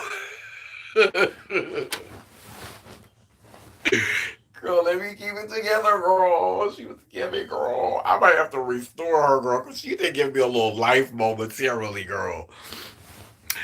Thank you. Honey butter caramel. Yes, like Barbie. I like all of them. The Stony set off the braids. Yeah, that's Stony for setting off the braids to Bob. Yeah, I liked it. Yeah, I started to wear the blonde hair, but I started to wear the blonde hair, but I was like, I didn't want to be like I didn't want my personality to be so big because blonde tends to really like my personality is real big when I wear blonde hair. It brings out a playful, fun side.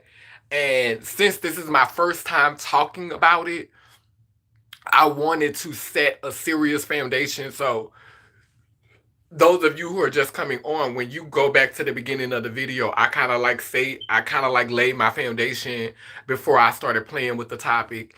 And if I would have wore the blonde hair, I would have started off playing with the topic. I would have. You saw how my energy changed when I put it on my head. You saw what I gave. So I needed a grounding color. You know, I didn't want to start off with that blonde hair because it would have started off playful. Like I would have gave a different energy from start to finish. Come on, House of Dragons. Yes, honey. Yes. Yes, I love seeing black people with platinum hair, darker skinned people with platinum hair. I live for that. Like, no tea, no shade. Your skin gotta be right. Your skin gotta be right. You can't be you can't your skin, you gotta you that skin gotta be working. And see with me, because I have yellow tones in my face, you can't see them as much now because I have on a foundation, but I do have yellow tones in my face. And that's why and plus I've been, in the sun a lot. Like cause I walk for like 40 minutes to an hour every day to kind of like maintain my weight. And so I walk when the sun is out. So it'd be hot and I'd be out there in the heat walking. So, I darken myself. But when my actual complexion comes in, you can see the yellows in my face. And so it helps me to be able to pull off lighter colors of hair. Yeah. But I didn't want to do the blonde today because like I said, I wanted to do like a serious foundation for the video. Like I wanted to start off cuz and I'm getting ready to close now cuz I've been on here a minute. But we really honestly, hey Tiffany, we really don't have. Oh, okay, yeah, you got rid of that. I know that's right. We really don't have the luxury to be able to we really don't have the luxury to not, to not be able to pick out um right has been hidden. Right, exactly. We don't have the luxury to not be able to just say we're not going to cover content. When we as content creators decide that we're not going to speak on something, we can't be mad when there's not opportunities for us because we're not talking on what's available. We can't even say, like, if you didn't even watch the show, like if you're not even willing to watch this series, how can you critique it and say, okay, if they would have changed this or if they would have did this or maybe we could have had this. And so if you don't even have the capacity to watch the show, when there are so few options for us as trans people, when there's so few options for us as black trans people to not be able to have a conversation about the content that's available for us, this is the first time that there's ever been a show that centered black trans women. Even though there was a Latino girl on there and a girl who looked like she was racially ambiguous and a Caucasian girl from Australia on there, it largely centered black trans women. And this is the first time something like that has been done. Now, the show model is not different because, of course, beings who are born with wombs who identify as who identify with the construct of womanhood, they've done all of this already. So we can't say that it hasn't been done before. It just has not been done by trans women, black trans women in particular. And so not to even watch the show, to be able to give critique, to be able to talk about I just wrote like three different ones, you missed it. But not to be able to give critique, not to be able to talk about it, not to be able to have a conversation, be able to be honest and be able to talk about all of it, but to just say I'm not gonna talk about it, I'm not gonna give it any life. Like we're just not in this phase in our movement and in our work where we could just be meticulous about the things that we want to consume or the things that we want to watch. We entertained I didn't really get into Housewives of Atlanta and Bravo. Like I watched a few episodes of it. I entertained a little bit of it when it first came out, but I didn't go season after season. I kind of liked Married to Medicine, and I watched it in the beginning. I liked Quad. I like there were things I watched a little bit of Married to Medicine. I got on that train for a little while, but I kind of got off of it really quickly. And to just dismiss the girls club simply because I seen I've seen it done, by beings who were born with wombs, just to say, okay, I'm not gonna support, the trans community doing this stuff.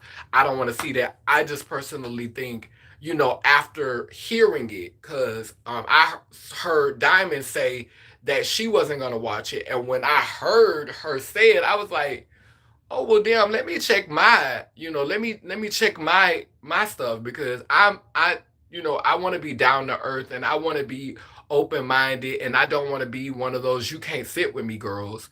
Now, if you coming over to be like you just want to be a clown show 24 hours a day and you don't never know how to pipe down, you don't never know how to press pause, you just always turned up on 100.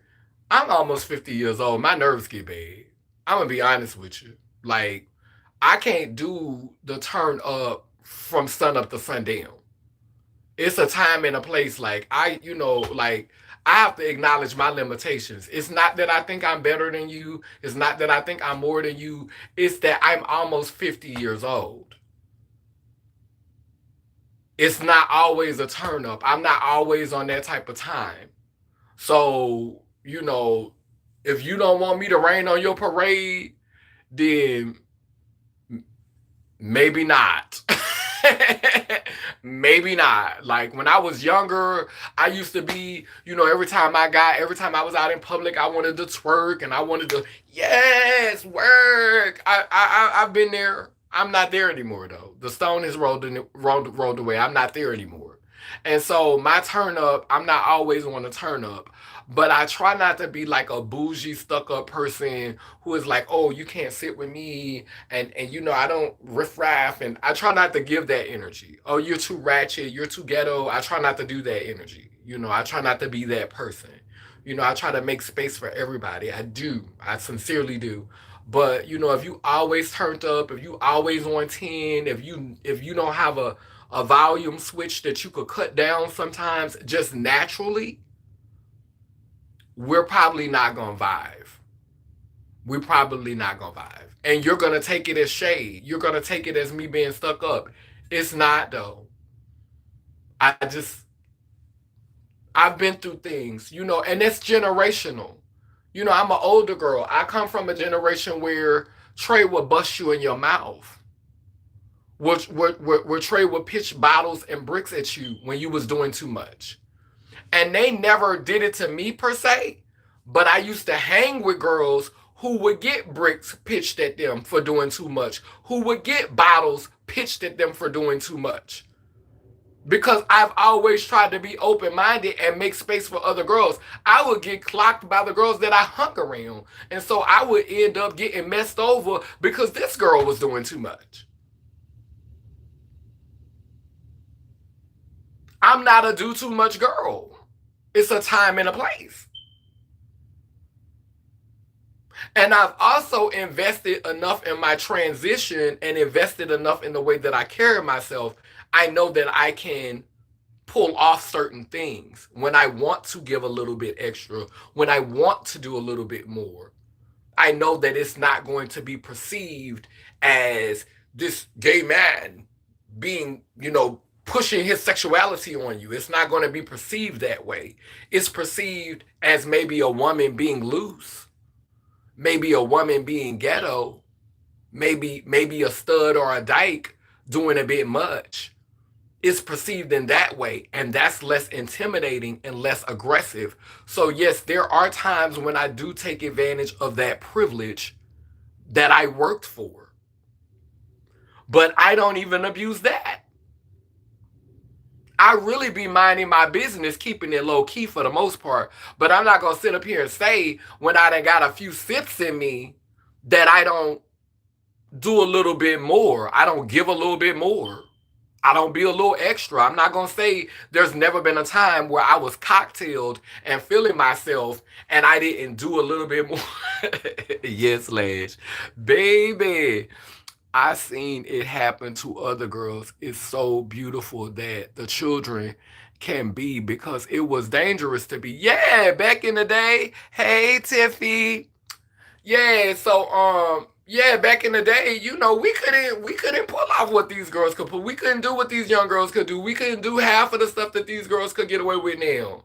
And so, um I'm happy that these girls are living in such a liberated time.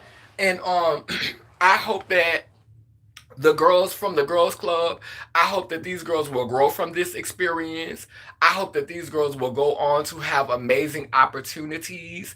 I hope that that this will just be a stepping stone, and that they will morph. Like, I feel like, one of the things that I would want to say to any girl who is considering going into acting, who is considering going into just doing anything in theater, being a thespian, one of the things that I love about what's that girl name who played in Pose, and she was the one that did the nail shop. She had the nail shop and she was diagnosed with HIV in the show. The girl from Pose. She has a Latina name. What's her name?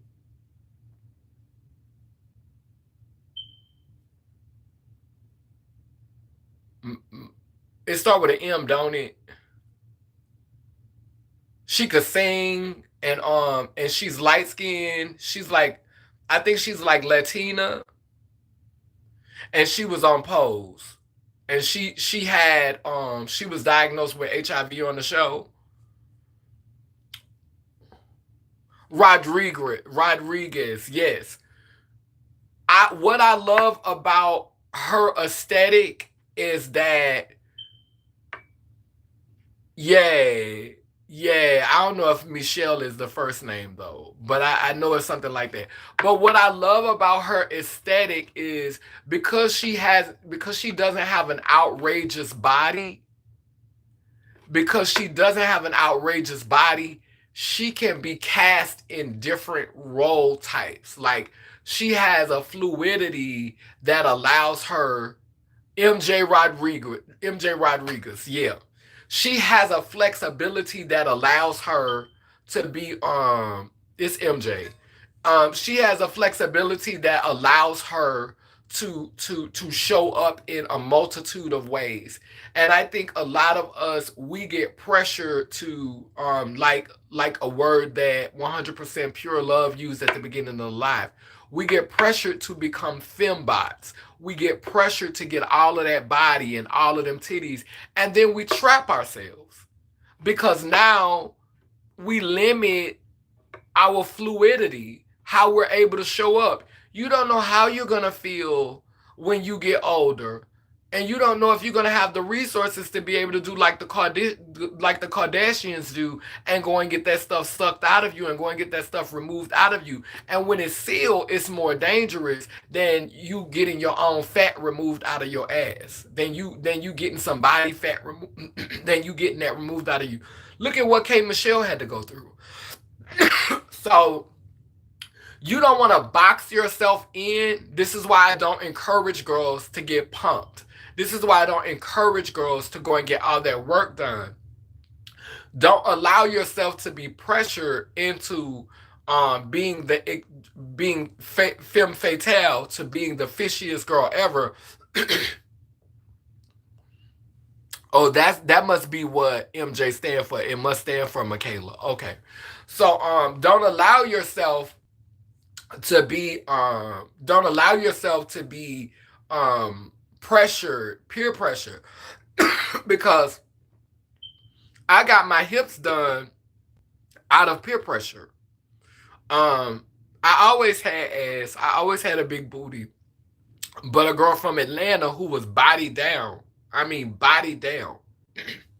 Me and her was out walking, and we both Geminis. So Geminis, we stay reading each other.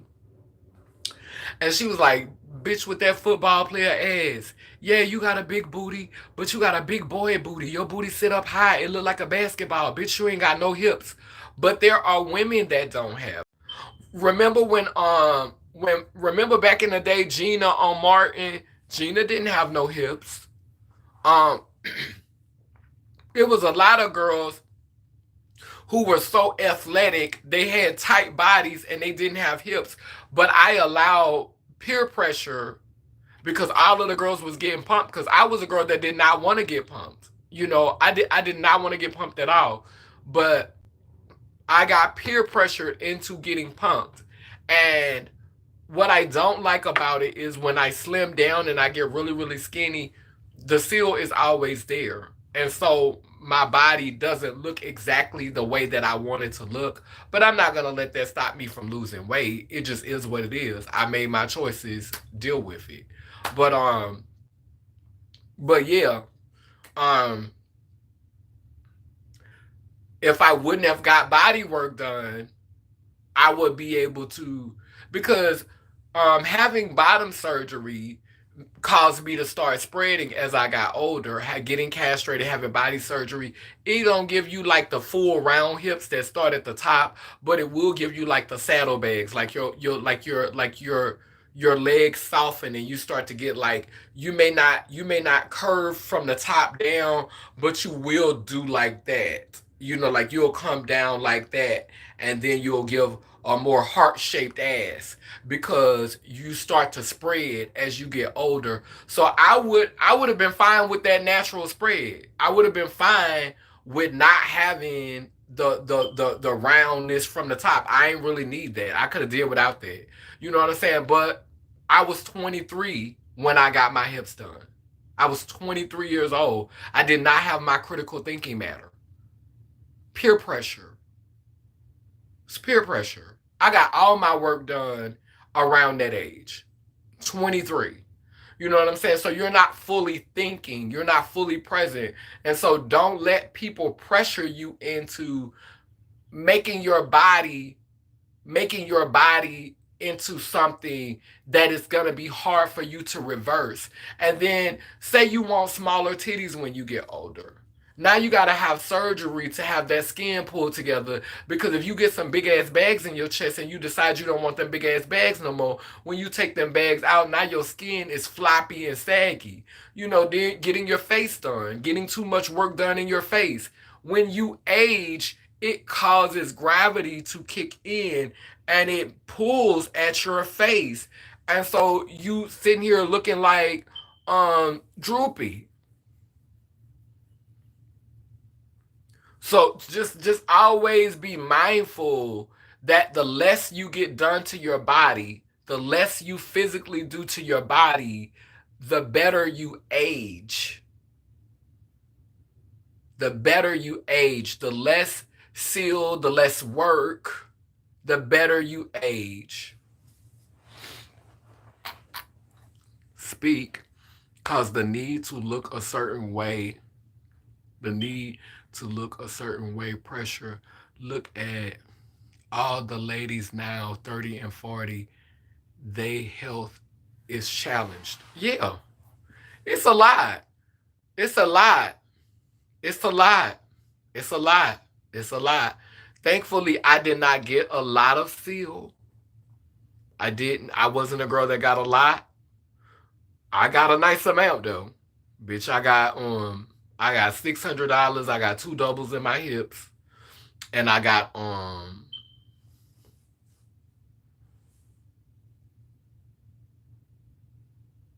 didn't spend a lot on my titties though. I think I spent like 650 on my titties. But she broke me out for them $400. Like there was this girl from Texas. Her name was I don't know what her name was. I think the second time I got my titties done it was Catalina, and Catalina had fucked my she had messed my breast up. Like she had almost gave me a unitity, and it was like, girl, I paid you 250, girl, and you gave me like a drop. Like I didn't really get that much the second time, and it was not. And I guess because my breasts were so soft, the seal was running, like the seal was moving. So like after that, I was like, I'm not touching my titties no more because they're too soft and it's not flowing, it's not staying fixed. It was loose and it was moving. I was like, nah, we're not about to do that. The seal wouldn't sit still because my titties was too soft. So because I had my orchiectomy, I think the second time I tried to get them done, did I have my orchiectomy? I may have had my orchiectomy because the second time I got my boobs done, I think I was like 28 or 29. I was somewhere around that age when I tried to get them touched up, and it was really just a little bit. But when I spent them $400, and that was like before I turned 26. When I spent them $400, oh, she had broke me off for them $400. Oh, she had stuffed them titties, but most of this is still water. Like most of this is still like this is still water. Like most of my breast is water and moan. Like, and just growing older, like, when we get older, we fill out more. And if you've already created the space for fat to go there, fat is gonna start depositing itself there, simply because you've been stretching that area. So, I have natural fat deposits that are in my breast. So hey. But yeah, if you could avoid, getting all that done and going through all of that, allow yourself to be flexible. Like when like I would advise girls not to get any like serious work done until you get like in your 30s. Like live out your 20s. Live out your 20s. Like be androgynous, be non-binary in your 20s. And then in your 30s, your early 30s, if you decide you want to break it up around 29, 30, 31, girl, you've given yourself time, girl. You don't rush that. Don't rush your transition.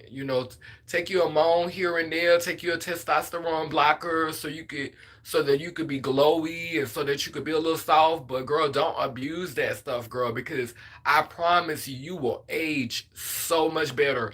I know girls who are older than me who look good as hell because they did not rush the process. Some of the prettiest girls now, some of the most beautiful girls now in their 20s and their early 20s, gorgeous. Girl, 20 years later.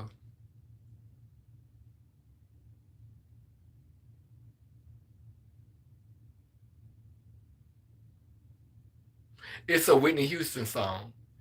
Just give me one moment in time. Just give me one moment in time. Which, yes, I wanted to get some because I was a pageant girl and I was around all of the queens and seeing so much body It was unreal what I seen. So I never got anything, just took hormones. Exactly. That's dope. That's good. A good price and it's healthy. Your body does look very natural. The movement is natural. And the movement is natural, if you know what I mean. Not stiff at all. Yeah, because I didn't get a lot. And I don't have none in my ass. So, I got it in my hips. And because I didn't get that much in my hips, as I began to spread, it's more water. Like I'm more water weight. And so that's why it's like that. I mean, having bottom surgery does it too because you decrease the testosterone levels. But there are disadvantages that come with being that come with being post op. I'm not finna sit up here and sell post op like it's the greatest thing ever. Cause bitch, a girl do be having low energy. A girl ain't got the hump she would have had. But the caveat that I'm gonna say to that is, if I still had my dick and balls Bitch, I'd be dead. Bitch, I'd have been dead already, bitch. Bitch, um, I've lived 20 years longer, almost 20 years longer. Because, girl, when I had that dick and balls, bitch, when I tell you everything, bitch, white supremacy, racism, oh, bitch, I'd have been started a riot. Bitch, I'm a mess with a pussy. Bitch, I don't take no shit with a pussy. Bitch, I don't take no shit with no testosterone. I'm still a mess. I still clicks out and flashes out. I still be ready, heavy on it. Bitch, I still be with the shit. When I had full testosterone, when I had all that testosterone in my body, oh, honey, I would have self-destructed before I even figured out who I was. That's the unfortunate part, because a lot of my sisters, they died before they got to figure out who they was. I'd have been got into a big old beef with the church. Been got a, oh yeah, I'd have been having a sex change saved my life. It saved this life. I'm gonna say that it allowed me to be here longer, for me to discover new parts of myself, for me to understand myself, for me to grow and mature, and for me to gain wisdom. Because I wouldn't have got it if I would have. I was one of those girls who needed it. I needed bottom surgery to survive.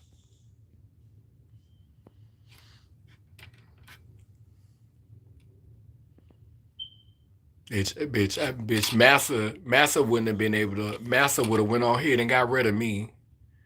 They would have got me. I would have had life in prison, or I would have been dead or something.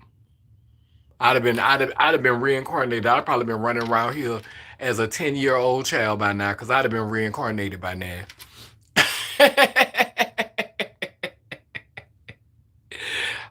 Yeah, I'm ready. 33, and I have my child, and I would like to consider some minor work. Okay, maybe my baby by 40 be better, just in case I feel out naturally right. I lost all my weight after my baby. I was hoping it would stay on, lol. I'm back in high school shape. I saw you, you cute. I was I was a non-binary child. Once I turned 21, started pickling myself with moms. I know that's right. You was non-binary before it was a thing. Before we were calling it that. Okay, gotcha.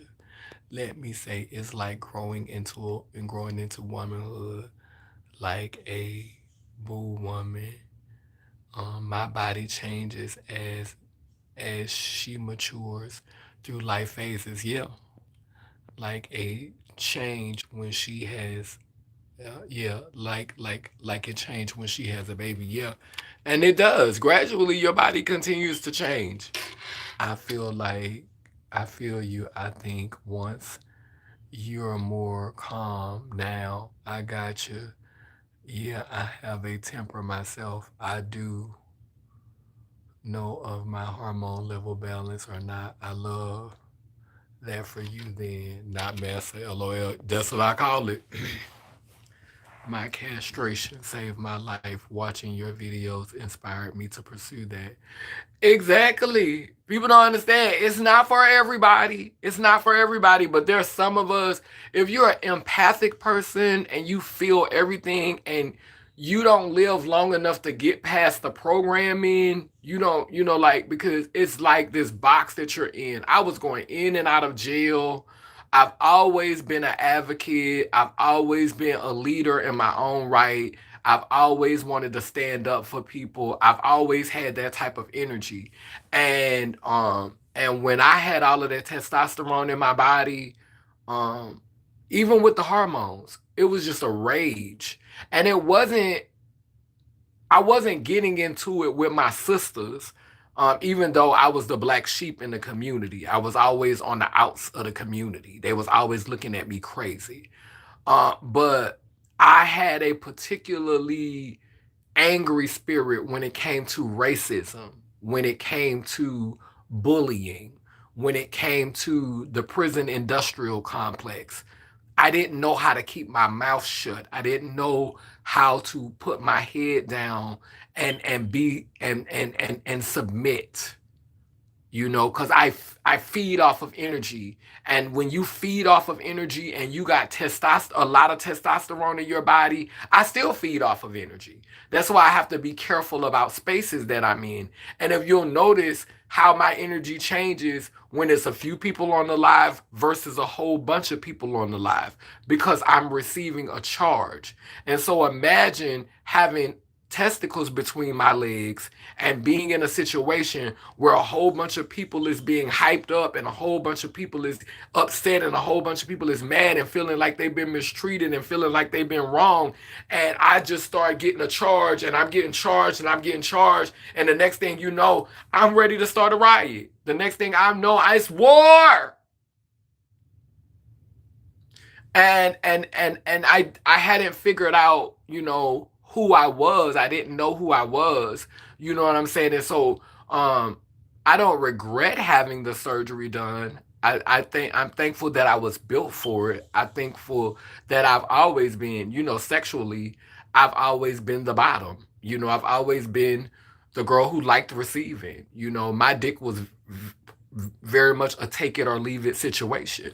Very much like, okay, like I would, like I've had vagina before, I've had sex with females before, I've had sex with trans men before, I've topped boys before, I had all of the experiences, and I was like, I don't really, you know, I wasn't a girl who was like, I don't never want to have sex with a female. I don't never want to have sex with I don't never want to be inside a vagina. I don't never want, you know, I never topped a boy. I'm always a bottom. I was never that, you know, but my penis was not like, I need my penis. Like this is a part of me. It's like, no, it was that wasn't the energy. So, you know, it worked in my favor. It was beneficial.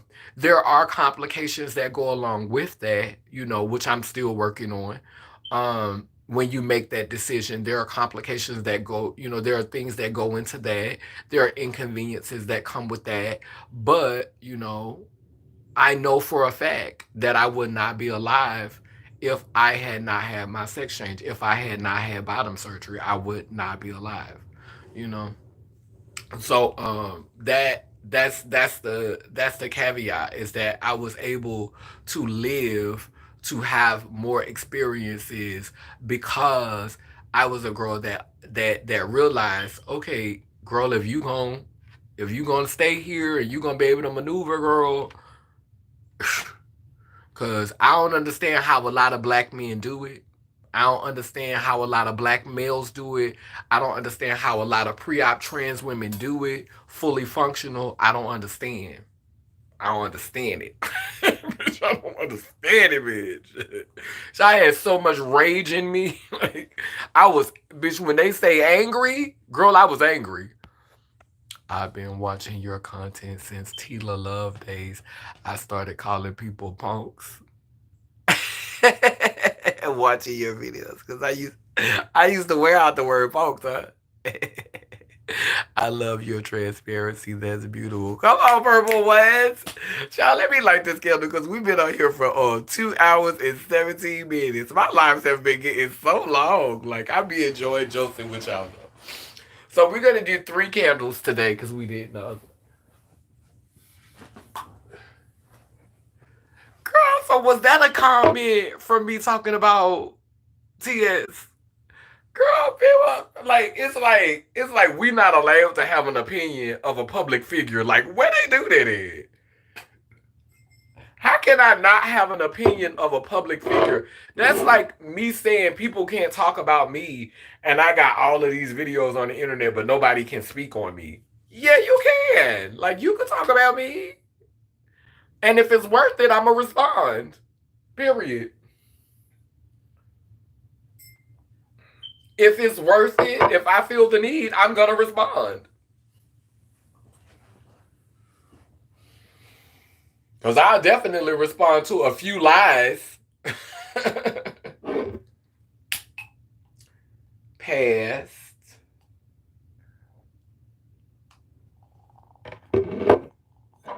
future,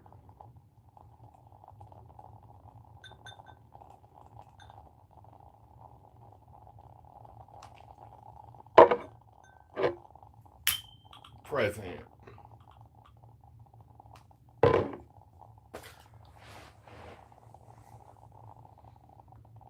Being true to yourself and doing what's best for you is maturity. So refreshing. Hmm. I'm getting sick of these so-called celebs now. So above reproach. Ugh.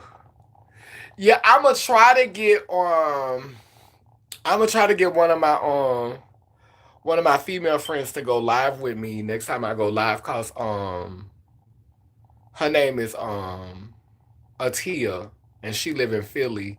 I want to try to see if I could come on, because me and her always have some good conversations. I want to try to see if I could get her to go live, so that we could do some of that work of building across the divide. So I'm gonna try to see if I can. I asked her, does she have a YouTube page? Because she wanted to go live together on Facebook.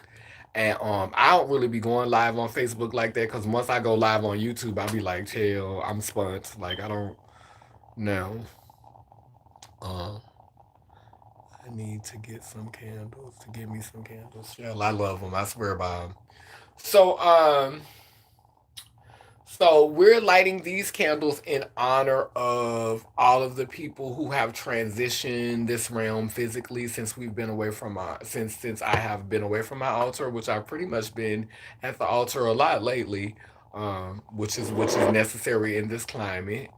Um, this candle represents the Trinity, past, present, and future. As we blow out these candles on the physical plane, they grow with intensity, preparing us for times that are now. As above, so below. As within, so without. As above, so below.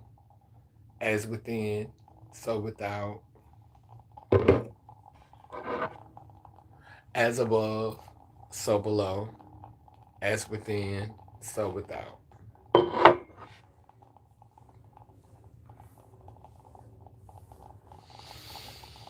I just want to take a moment just to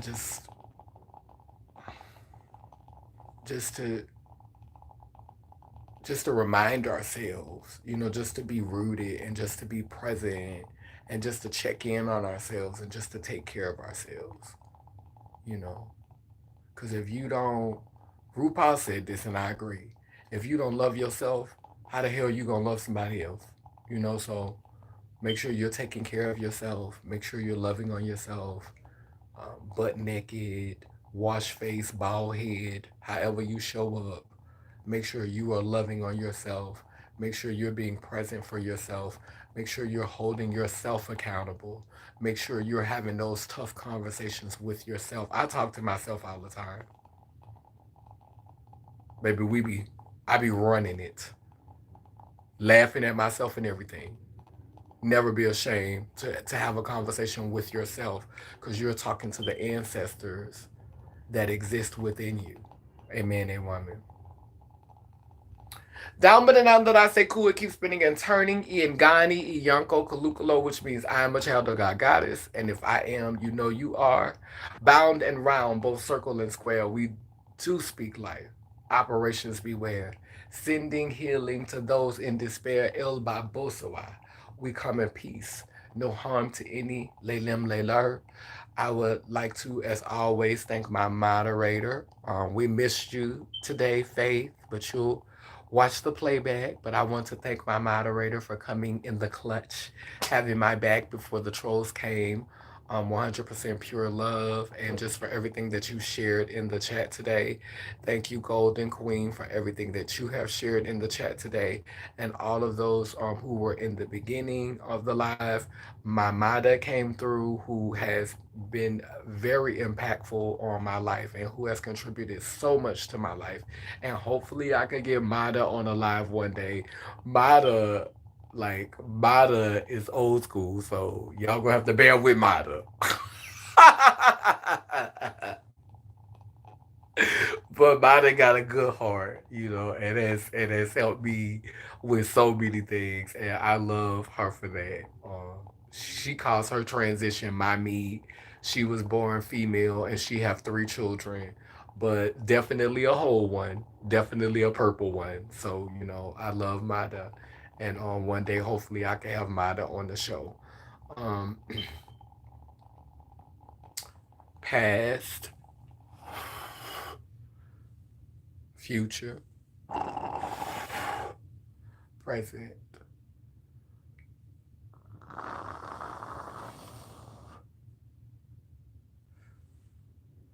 Love y'all. Have a good day. So I'm gonna take Sunday off, Neil, because I was gonna review the girls tomorrow. This is our Sunday message. So thank y'all for coming on. Thank you for all the love and support. And I will check in with y'all. Um, I might do a video tomorrow night. But if not, I'll definitely check in Monday. Love y'all. Later.